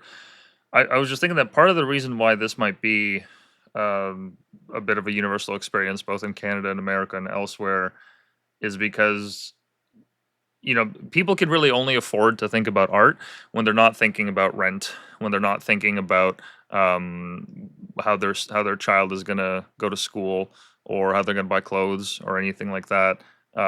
It's once we get past the, as they say, like the Maslow's hierarchy of needs of food, shelter, safety, all that. Only then can we start to think about ideas as high as philosophy and art and all that. And I think part of the reason why, in some places in the world, that the art scene is suffering is because it's become that much more difficult uh, to live for the average person. I mean, not even like starting a family, just students. Students that are starting out with nothing, that have debt and all this stuff to pay off. Um, that might be part of the reason why this shift on artists has become more commercialized and more capitalistic in a sense, because the average person, they don't have as much of an incentive or even the room to invest in art themselves. I was a couple weeks back, I saw somebody that had a private collection of these pieces from these famous Canadian artist group. They were called the Group of Seven. I don't know if Mm. you're familiar, but they were this famous artist group where they they helped popularize the beauty of the Canadian landscape, and their paintings are among like the most famous here in Canada. Like they are our major group of artists, and this person had, I mean, I think at least 3 or 5 originals that she was just showing in her home, and they were very well off. I could tell just by the property and where they lived. But then when I went back home and I did some research in terms of how much these paintings actually costed, I think maybe the highest was 30 or 40,000, which in the art world that's still quite a lot of money, but it's not Yeah. reaching like the upper higher tiers of the more legendary painters. Um, but it reminded me like there's a certain level of art ownership that is just it's not accessible to the general public.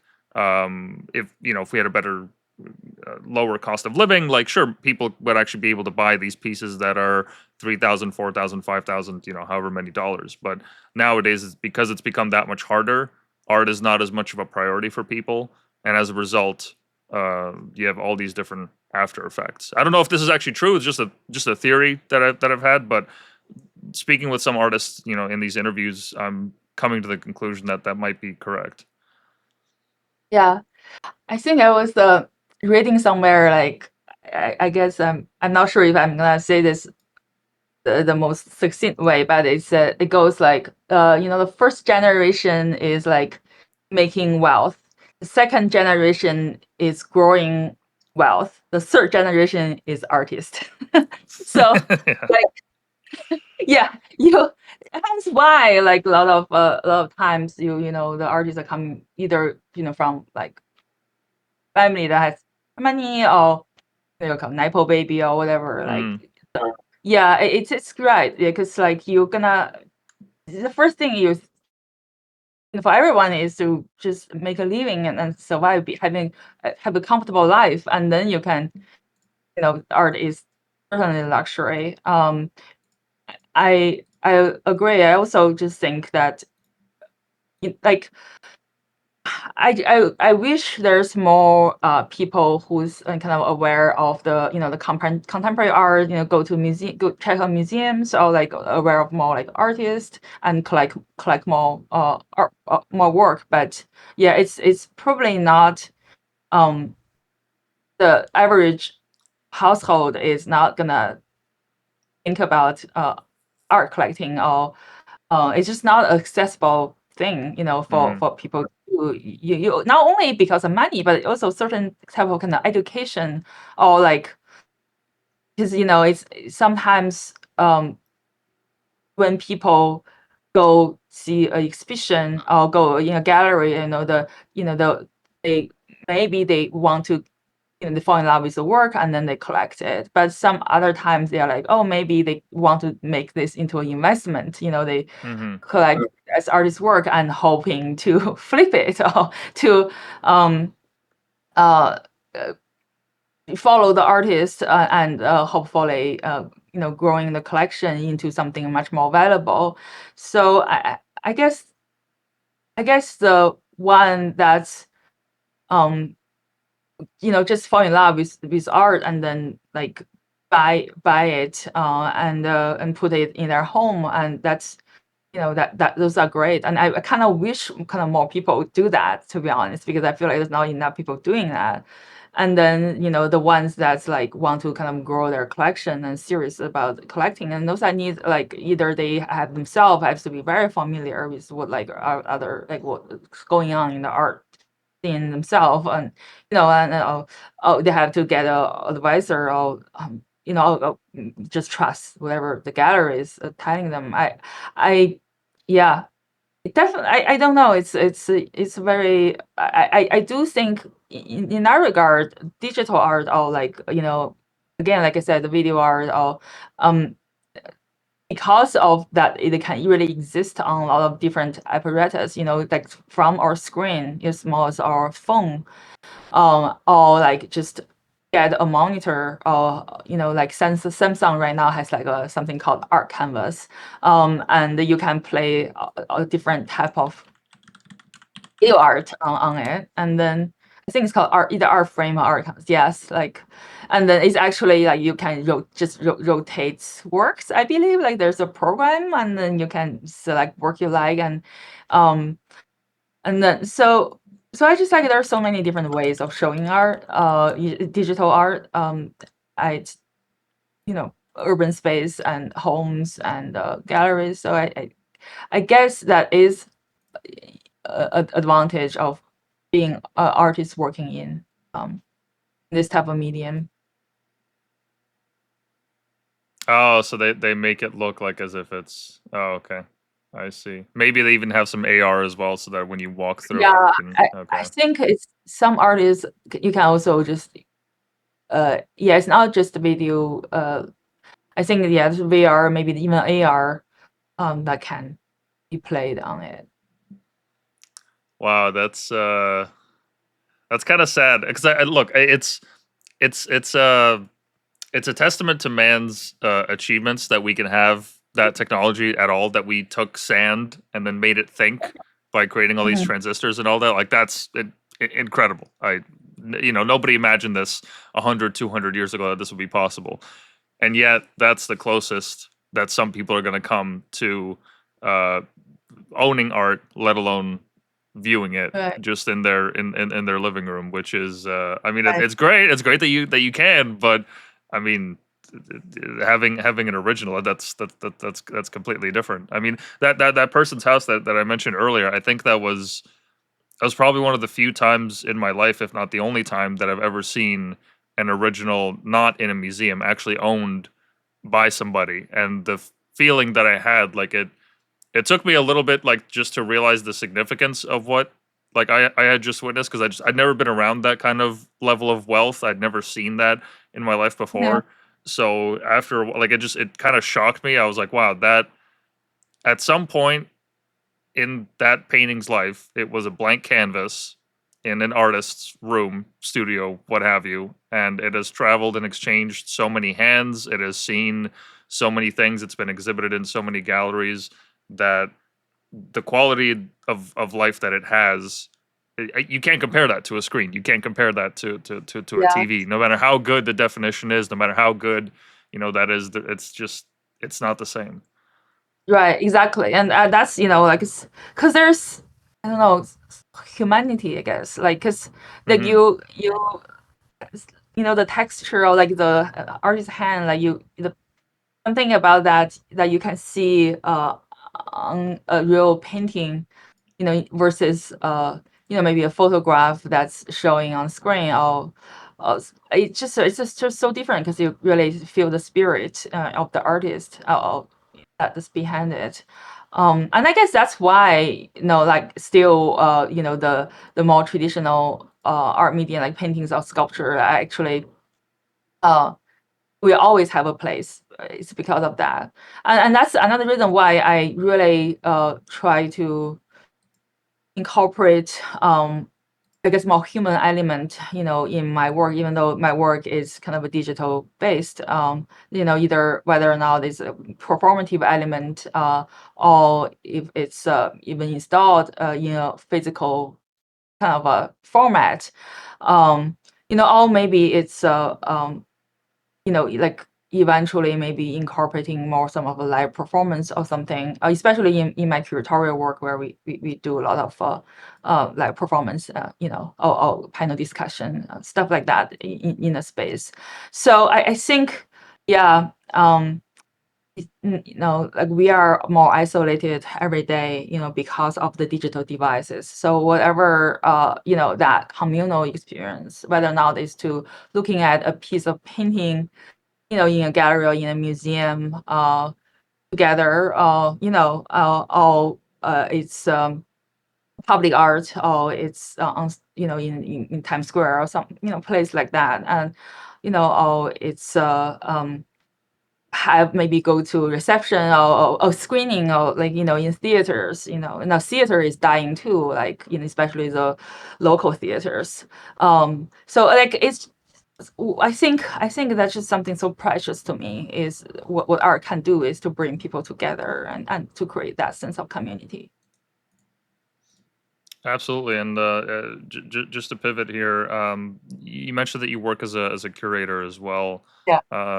What has that been like? Because I'm not as familiar. I've spoken to a lot of artists, but not a lot of people that actually work within the gallery space and curation and whatnot. So what's that world like? Yeah, so it's really an interesting situation, for me, because I got the curatorial job right before I graduated from SIC. It's I curate a public digital art in Chicago called 150 Median Stream. So, and yeah, so you actually can see it's on my Instagram. So, yes. Yeah, so this is platform, it's the installation itself is located in downtown Chicago inside a high-rise commercial building. And it's a really large video wall, and it's about 150 feet long and 22 feet tall. And it's comprised of 89 individual LED panels. And it's in a very unique shape. So it's like it's not a rectangular Hmm. screen. And so since 2017, we started featuring local and international artists' work. So in the very beginning, we had like a lot more work than we have now because after the pandemic, we slowed down a lot of our program due to budget. But we also work with institutions. So we work a lot with educational institutions. We collaborate with schools to bring students on our side and to look at art and learn about how to work in a digital art platform like this. And also we commission students to make work for the installation as well. And we also work with local institutions like the MCA, the Art Institute of Chicago. We worked also with Joffrey Ballet. We actually work a lot. We work with Joffrey Ballet twice, and we work with the Adler Planetarium and the Shed. So like it's really a platform that the goal is to not just like have something kind of decorative in a lobby of this building, but it's also to create a cultural space, for people to come see the work that we feature and also learn more about the artist and the digital art in general. And because I'm a digital artist, so I really want to advocate for the medium, and the public art platform like this is definitely one of a kind in Chicago, but in Chicago in general has a very strong public art legacy. We have the Picasso sculpture in the plaza, and we have the flamingo, we have Chagall, and we have the bean and the crown fountain. And then we also have digital art public art platforms like Art on the Mart, which is a projection onto the facade of the Merchandise Mart every night. And then we have the program I curate, 150 Median Stream. So this is all just around the loop, the downtown area. So yeah, I think the city itself is a great support for public art, and especially with how technology changing so fast and the screen technology is becoming cheaper and cheaper. So I do think that this type of public art that is showing, have like a kind of sculptural canvas that's showing different artists' work on the installation. So like all these works from different artists coexist on the same canvas, and it rotates over time. So something like that, I think is gonna be more and more prominent or more and more popular in the future. Yeah. Yeah, and I believe Chicago's also hosted the World Fair twice in the Mhm. past. So you guys do certainly have a storied history of civic projects trying to exhibit all these great and wonderful things. Now, how do you actually go about selecting these artists? Because I'd imagine you guys have quite a few submissions, people just clogging up the email, a lot of artists just trying to get their work featured. What is the selection process like? Because I'd imagine it's not just you making these decisions; that there's a panel of people that are working on this. Right. So I'm certainly the first round. So um, a lot of times because I'm an artist, so I know, I mean, just within my own community, like whenever I go to exhibition or festival, I meet a lot of people and see a lot of interesting work. So some of the work I'm like, oh, maybe that's like good for the platform, and I would keep in touch with the artists and get their interest, and we start talking. And so like ultimately, once we kind of are interested in someone, or if someone is interested in working with us, we would have them submit a proposal. And there's actual template uh, uh, for the installation. We share with the artists. Artists kind of give us a proposal and to tell us, what their plan is and their idea. And then I would, uh, take a look at it, with my team, my assistant. It's actually I'm there's like right now there's only like me, and I have an assistant who's actually a filmmaker. So we look at this first, and then we do have a committee. But the committee meet maybe 3 times per year or something. That's like, I would tell them, like those are the works that we have, and most of the times I just kind of trying to educate, because the committee that we have here, most of them are actually not artists. Like a lot of them are, because the video wall is funded by. So this is a commercial building. So the video wall is funded by the tenants in this, like the tenants that has office in this building, which includes like a lot of like investment company, law firms. Hyatt Corporation is here. We also have like William Blair, like it's a big investment company that actually has their own in-house curator, so they have their own art collection as well. So like a lot of very educated, sophisticated kind of tenants we have here. So, and there's a kind of a committee that's formed by those people that I kind of tell them that this is what I'm thinking, that this year's program can be. And it's ultimately their call, because it's their money.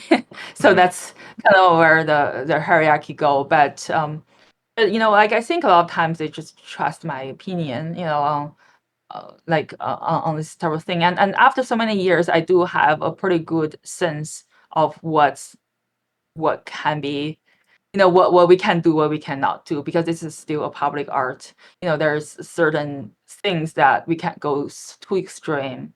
Hmm. Like we want to make sure people from different parts of people have different background, or I do, not just cultural background, and like religious background or political background, that they kind of appreciate the work. So and obviously no nudity. Hmm.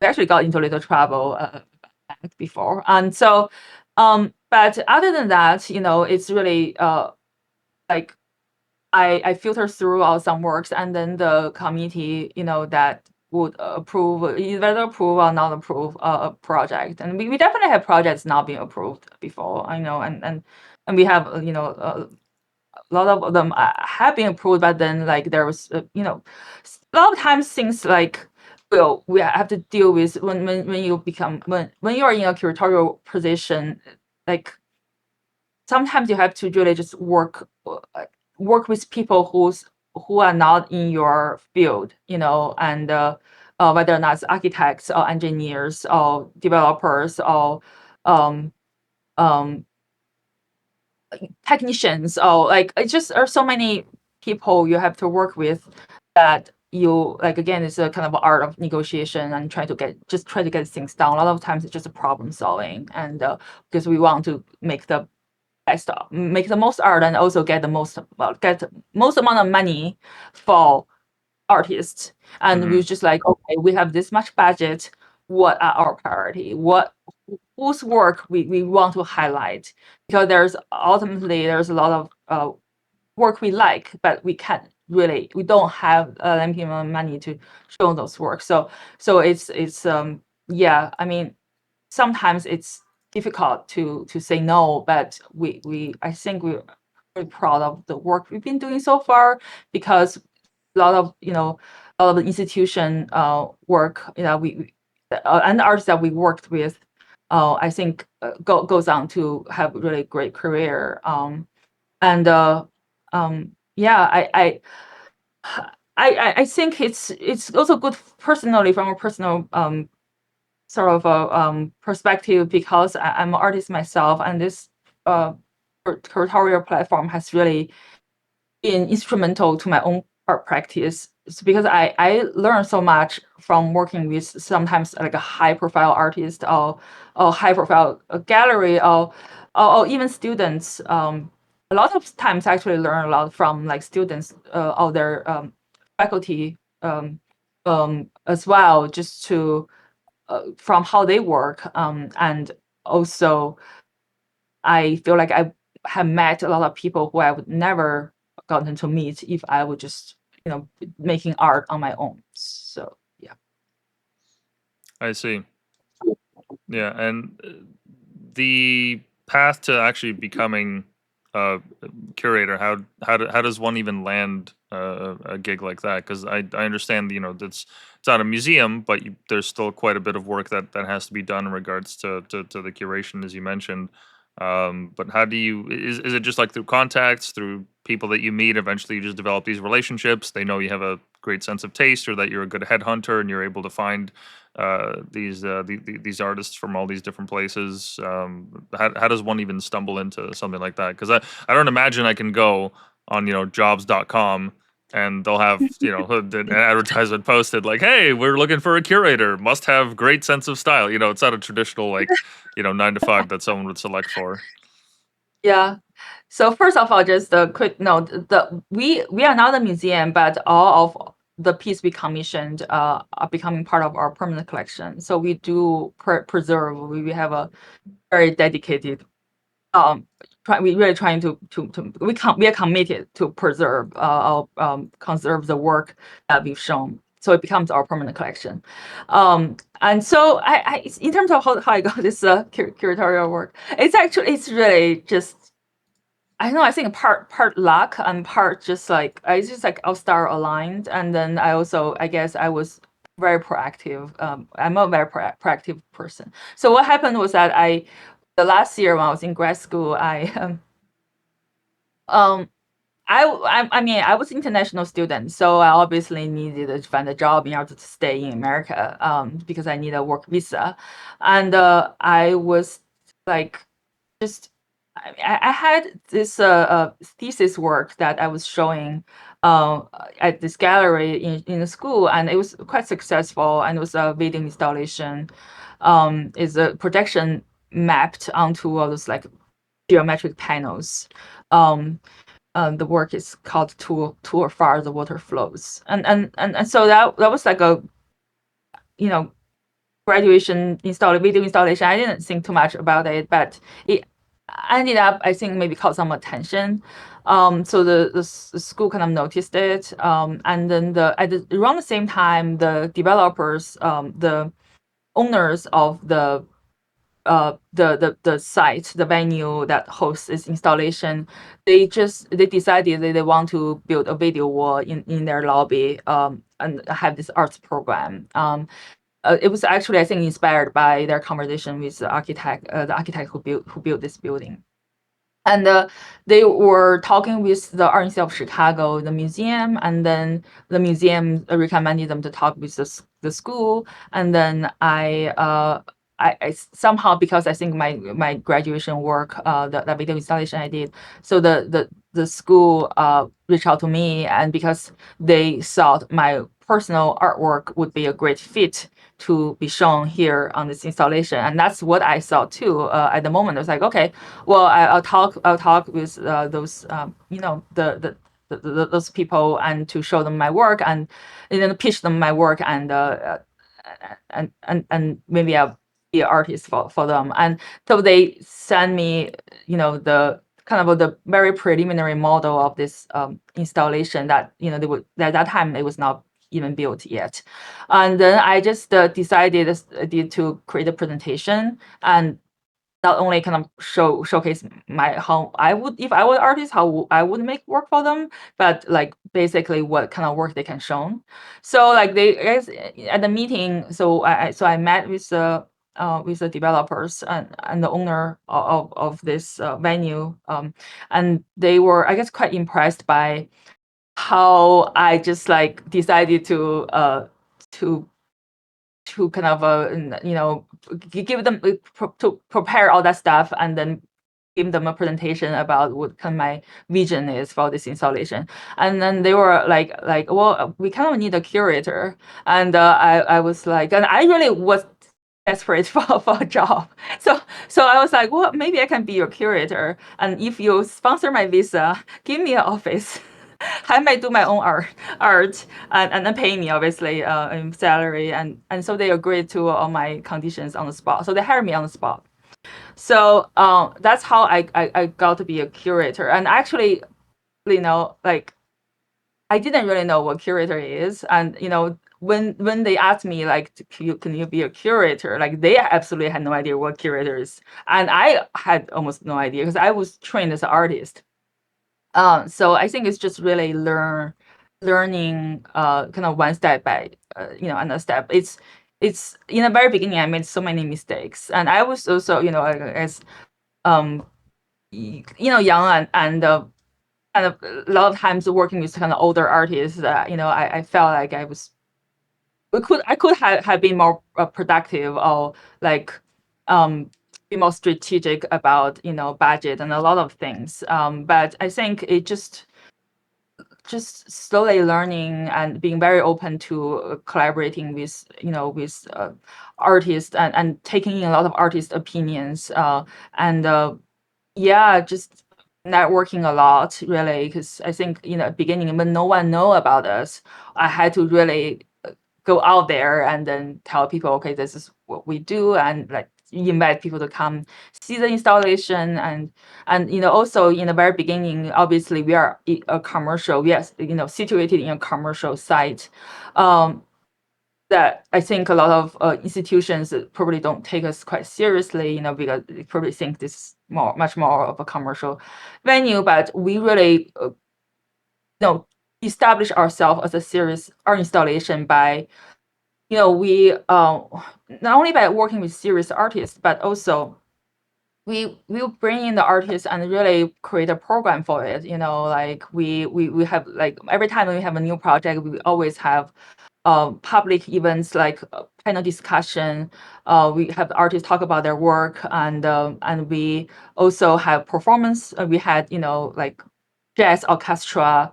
It was about 2018, end of 2018, we had the jazz orchestra performing in front of the installation. And the installation, the work that's showing on the installation is an animation that's synchronized. Like the animation artist was collaborated with the composer that was that made the animation synchronized with the music. And this becomes an album that ultimately got nominated for a Grammy last year. Oh So wow.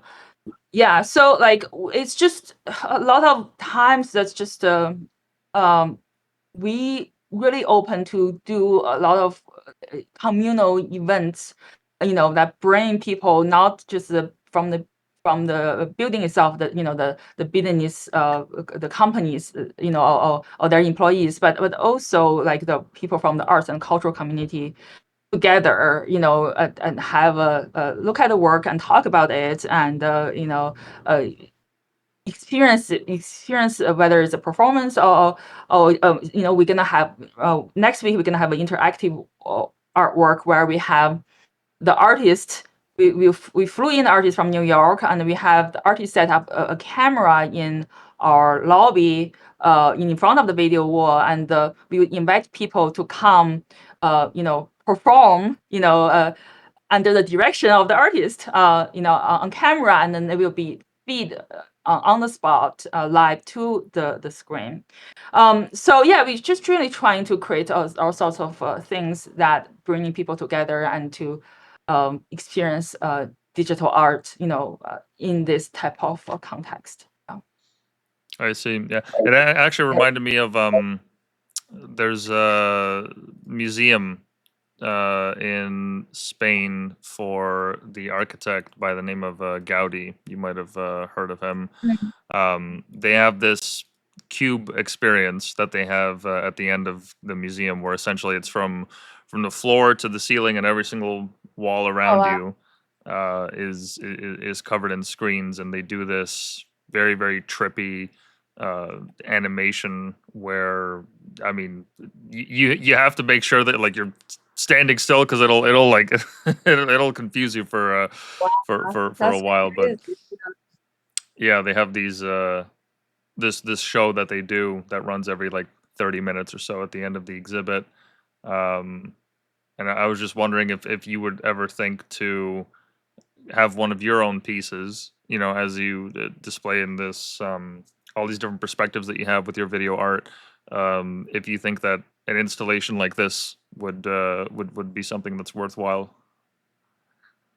Yeah, I mean, absolutely. I mean, I'm I think this for this type of installation is really a great opportunity to utilize the architectural sort of like features of space and having people kind of becoming part of the installation, which is I mean I love the kind of experiential um aspect of this. Yeah, for sure. I mean, I think one thing that's like I guess I'm when artists do this type of work, they are always it's always a kind of a dedicated balance between this being like eye candy, you know, Hmm. or kind of more work that's thoughtful and has a like story behind it, or it's interesting conceptually as well. So I believe Rafik's work is probably database. There, I know there's like, I think I don't know the specific work, but I know some of his other work is like utilizing, like data of like maybe a collections from a museum or some other data maybe from the climate or like I think he's pretty smart about using kind of making sure that the work itself is not just like beautiful colors or patterns, but also has like something serious to discuss, in his work. Yeah. Yeah, when I saw this in person, it really threw me for a loop because I don't know of any other place in the world that has something like this. I'm sure they exist. I'm sure they do, but I've never had the chance to be in a place like this because throughout the museum when you walk through it's the actual building that Gaudi built all those years ago, and it's all this old almost hand carved. I think most of it was architecture, and then you walk in and it's just 21st century just hits you over the head with it. That's so crazy. I can't. I mean, I really want to see it like in person because it must be. It definitely is really is real to have that kind of the old and new together, right? Yeah. Yeah, and there was also I don't know if you had the chance. There's this traveling exhibition um, for Van Gogh where yeah, it's the immersive experience where instead of a cube, they would have I guess a giant warehouse, and they have big screens where they would project his work, but it's all in motion. It's never completely still. And some of the paintings themselves, they come to life. Let me see if I can. Oh yeah, right here. Right. Yeah. Yeah. I know. I remember teaching my students at Northwestern about this. We had this class. I think we were discussing about whether or not this is art or not. Like, I think, um, yeah, because I think on one hand it's like really interesting to see all this painting come to life. But then I'm like, if I were like Van Gogh, like would I be happy to see my work showing in this format, or would I be upset that it's, like not the way I intended to do? And obviously, his work is so commercialized. Like, um, yeah, it's it's interesting, like phenomenon. It's a really interesting phenomenon to see this type of immersive sort of exhibitions pop up everywhere. Um, yeah, I think there's like at one time there's like more than three like Van Gogh immersive in New York. Hmm. Yeah, I mean, it's an interesting question.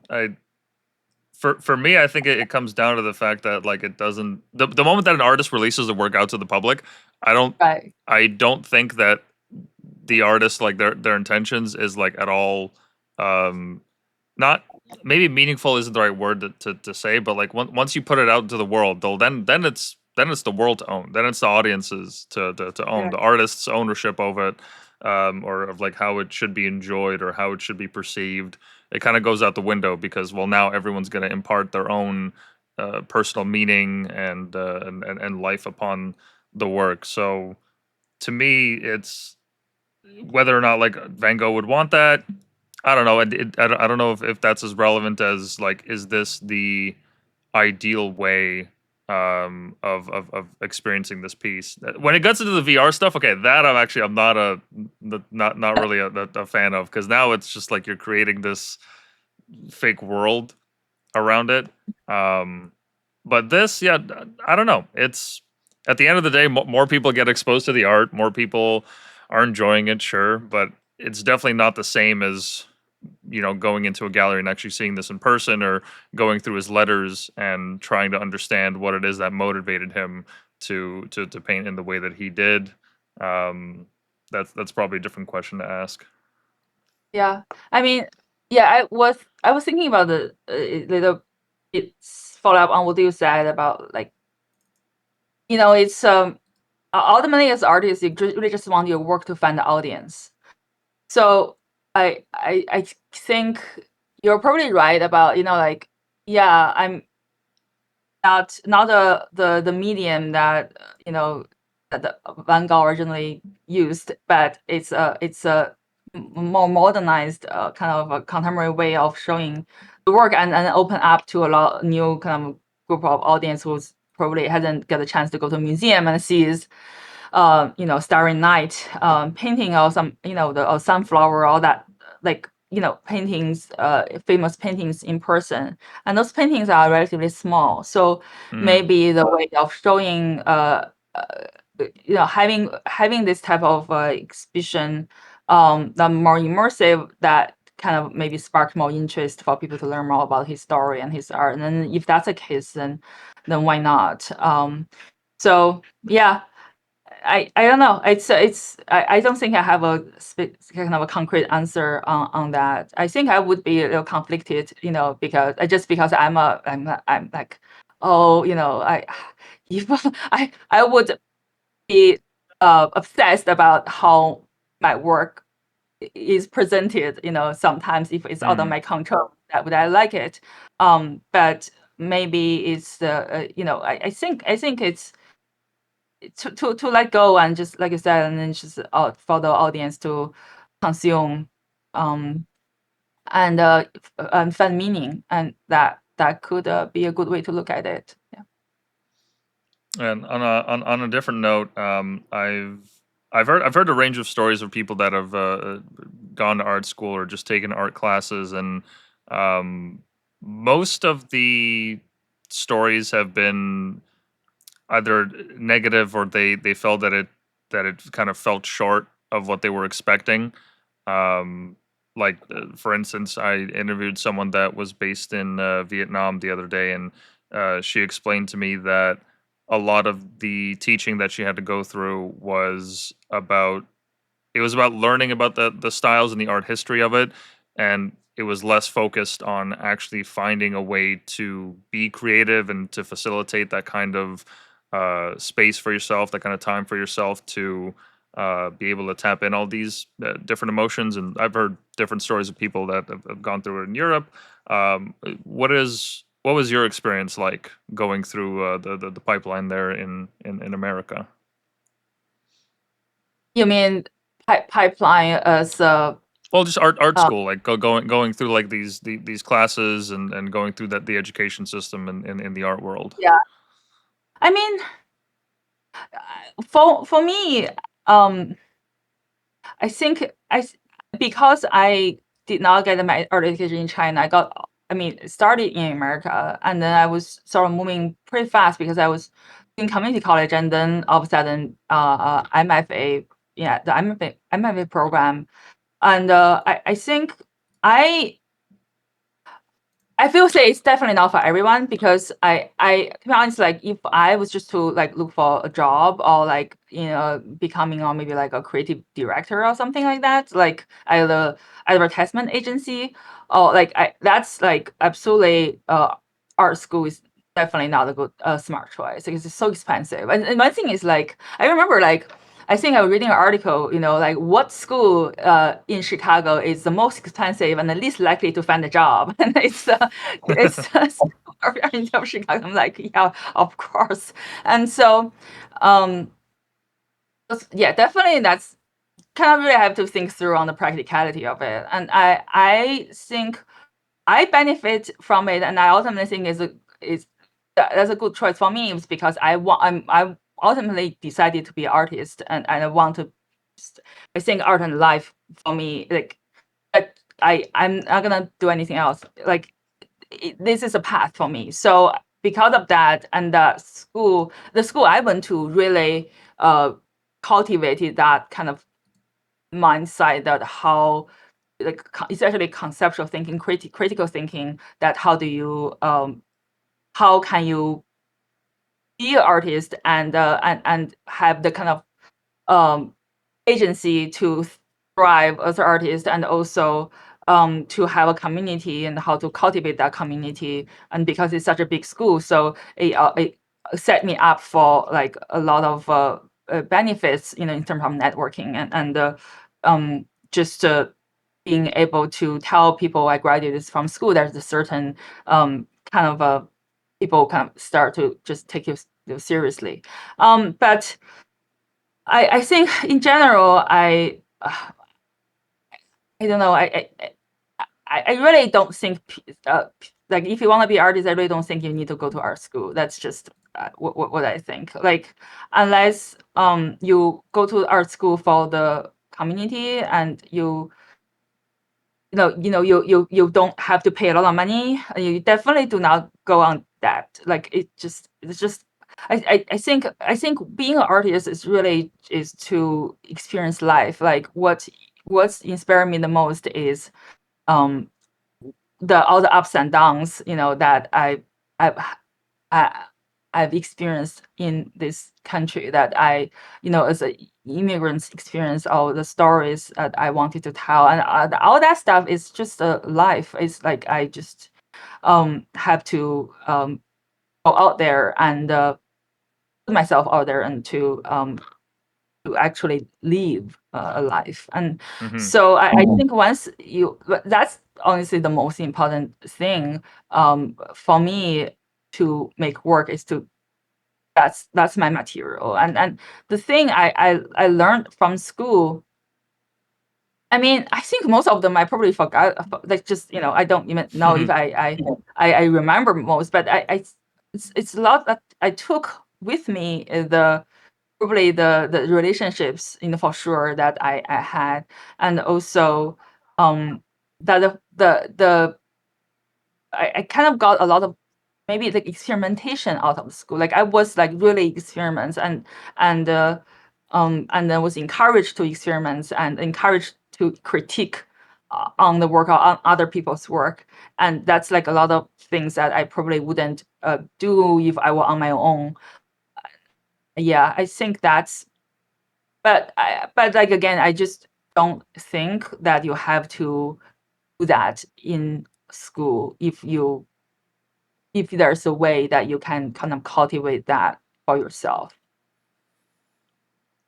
Yeah, that sounds about right. From what I've heard from most of the people, that at the end of the day, there's a different value to be derived from art school, and not maybe necessarily the actual technical skill, because that can be found elsewhere. But the community aspect of it, and the support that you get, and also just being around other people that are going through the same thing as yourself. Like as you were talking about all those sleepless nights in the studio, having to do that as someone in their early 20s, like let's say, they came to a new country, they don't know the language, they don't know anyone, they just have enough money for maybe half a year's rent or something, and they have to be able to pump out work and get noticed and all that. I'd imagine that would be a much more difficult struggle than, being a student and being able to look over to someone and be like, man, this, like, the act of creating is great. Like, I love being here, but Jesus Christ, this is just so, it's so hard. There's something about like finding that kind of camaraderie. in that moment that Yeah. I remember, like, in my time of school when I'd be up till, like, 2, 3 AM working on papers or whatever, and I'd see that my friend is online, and we'd hop on a call and be like, "Man, I this this sucks," and I'm just glad that there's someone here with me that is also experiencing the same pain as I am.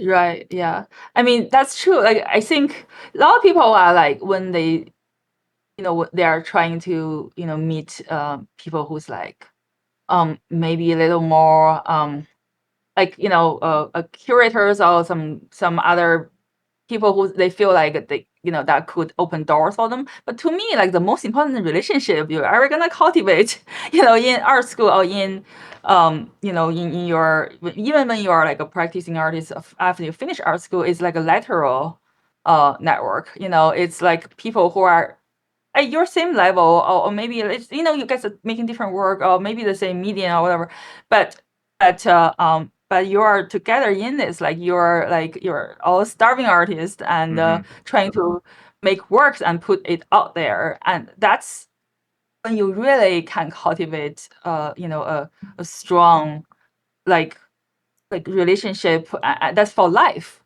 because in the art world it's so transactional. Like I just like you like because it's not like black and white. It's I think maybe in the more the science or in other profession there's maybe more of a standard of like evaluating work, right? What's good or what's bad. But in the arts it's kind of about taste, it's subjective, and there are people who is more powerful or maybe in a more privileged position, and so because of all that stuff, it becomes a lot of times you can encounter a relationship that's transactional, like maybe it's based on exposure or what you can get from the other person. Like there's a, I mean, especially when you're working professionally, 10 years, like it's inevitable. But that's fine, and I don't mean it negatively, because it's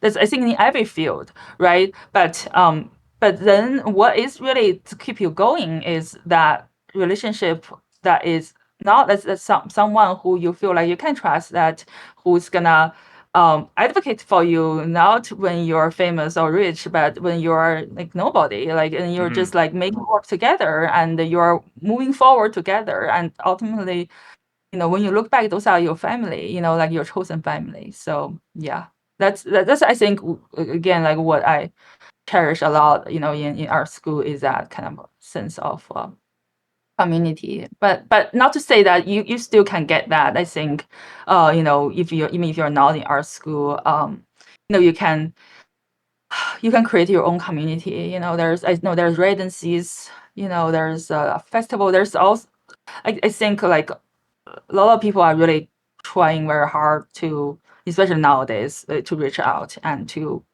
build friendship or build collaboration, that way.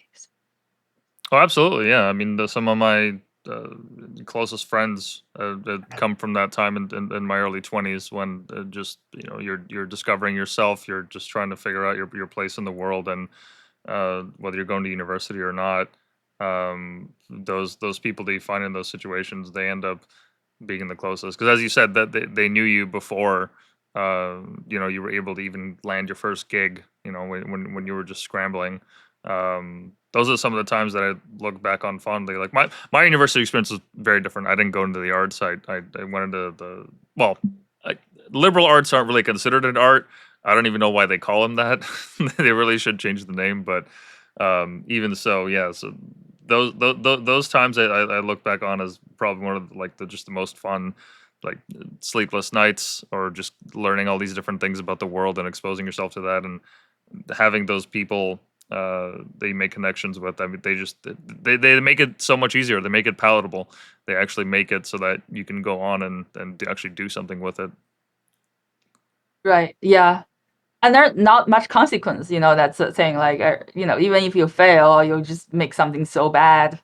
So what, right? You just like you make another project, or but when you get out of school, like I just there's like deadlines, and then you really have to there's more money involved, or more things at stake, and then yeah, I definitely take the fun away a little bit sometimes. But then you still here and there you just have some really amazing experience. Like not as often as when you're more carefree when you're younger. But then but still like there's times when I would travel abroad for exhibition and would just meet wonderful people. But then at the same time, those are not like because you're in a different city or in a different country and you're showing together and you bond together, but then you're gonna need to say goodbye because those festival that last for a week or maybe exhibition for a month or something and a residency for a couple months and but then you hope that you'll keep in touch, and sometimes you do, sometimes life just you drift apart.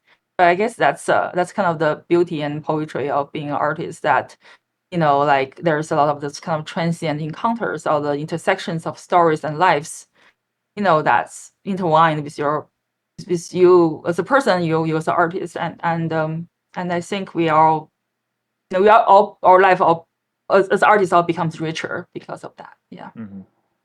Absolutely. So we're just about to reach the 3 hour mark here. Yeah. Is there anything else that you wanted to discuss before we close it off here? I mean, I don't know. I mean, I just I really enjoy talking about this because I guess I never had a chance to for such a long time to sort of rant about being an artist and Hmm. surviving our world. I guess I just really want to. I don't know who's listening or if anyone what people or where people are or in their life or what they want to do. I really just kind of again um coming back to that kind of sense of community or human connection or like why we make art. And I really I kind of just want to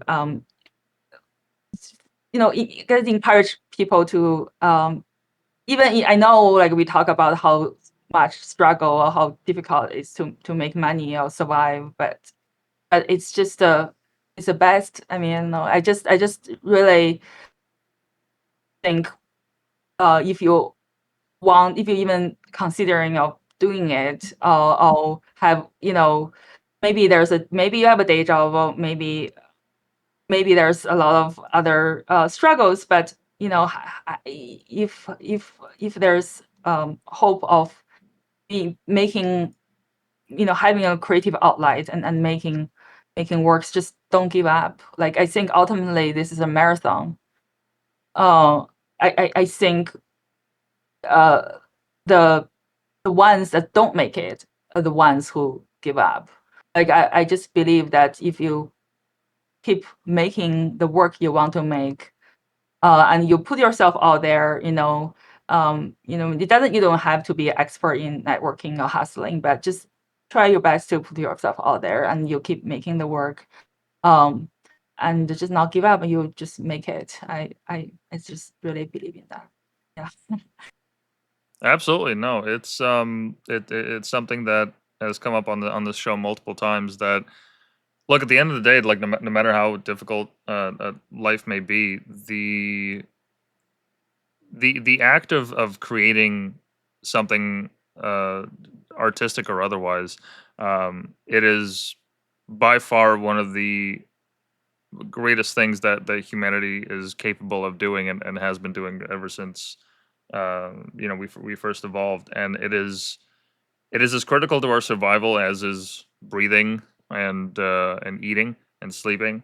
Um, you don't have to be, as you said, an expert in it, even if you just doodle something in your free time. It doesn't necessarily have to be going up in like the biggest galleries, but this act of creating something unique from your own perspective, where you put your own personal take on life into it, whatever shape that may take. It's absolutely vital that everybody at least tries to make time and space for that in their daily life, regardless of what it is. You know, if you're an engineer and you like working with your hands and making things, well, there's an art to that. If you're a cook and you love making food, then there's an art to that. Whatever it is, tapping into that spirit is absolutely vital, because without it, we become dull. We become um, two-dimensional. There's a lack of joie de vivre when that happens. When we just embrace a routine, whether it's a 9 to 5 or what have you. Um, Having something, even if it's as simple as just writing your thoughts out on a page, absolutely vital. It's something that absolutely should be encouraged more, and more people should dive into it, even if it's bad. Even if you think it's shit, even if you think that you want to throw it away, um, that does serve a place in our lives, that it goes beyond taking an art class. It goes beyond a degree, beyond everything else. And everybody absolutely should somehow make an effort to do something like that, even if it's something simple, because the whole world benefits. The whole world benefits when we get more people that are creators, more people that are pushing boundaries, more people that are discovering new things. Um, it is absolutely integral to where humanity is headed. So yeah, no, I certainly agree with your sentiment there. Right. I mean, it create empathy, right? Like I just, it's so divided right now. The world and like our, where we are right now. I don't think I've been here, been in this country for the past, I mean, 16 years, and I have not experienced a time like this. And it's just because of that, I think, art just give hope to at least create a space for people to feel they're included, or to create a space that's not, you know, black and white or left and right, but it's a place of maybe dialogue, or that's it that it's beauty, or it's feeling, regardless of where you are, or like what where you stand, like different topics or politics or whatever. But I think ultimately we just want to feel we want to feel we want to be able to feel, we want to um uh interact with human, like we want to tell stories. And so, like, I think art is absolutely instrumental in doing so that we don't lose our humanity at the end. Yeah. Yeah, that's as good a place to end it as any. So, yeah, thank you so much for making the time to come on the show. I understand you have quite a busy schedule, so this is I'm just glad that we got the time to sit down and talk it through. In terms of your socials, people can find you at yugezhou.com. We'll put that in the description. It has all your links and everything. Yeah, Yeah, so it's Yuge Zhou, YUGEZHOU.com. And my social media is just at YUGZHOU, as my Instagram, and perfect. Vimeo too. So yeah, you can also just Google my name on. I guess just put my name on Google, probably stuff will pop up. Fantastic. Yeah, we'll put all that in the description below. Please do check her out, guys. And yeah, thank you once again for making the time. And I'm really glad that Mackenzie mentioned that we should have you on the show, because yeah, it's been a really good time chatting with you and talking about your art. Likewise, and thank you so much also for creating this outlet for artists to talk about their work, and talk about what's important nowadays. And just it's really interesting to see you guys doing this. And I think not a lot of fashion company does this. And I want to just say that I'm really grateful as an artist to see more channels like this exist in the world. Fantastic. So yeah, thank you guys for tuning in, and we'll see you guys later. I should I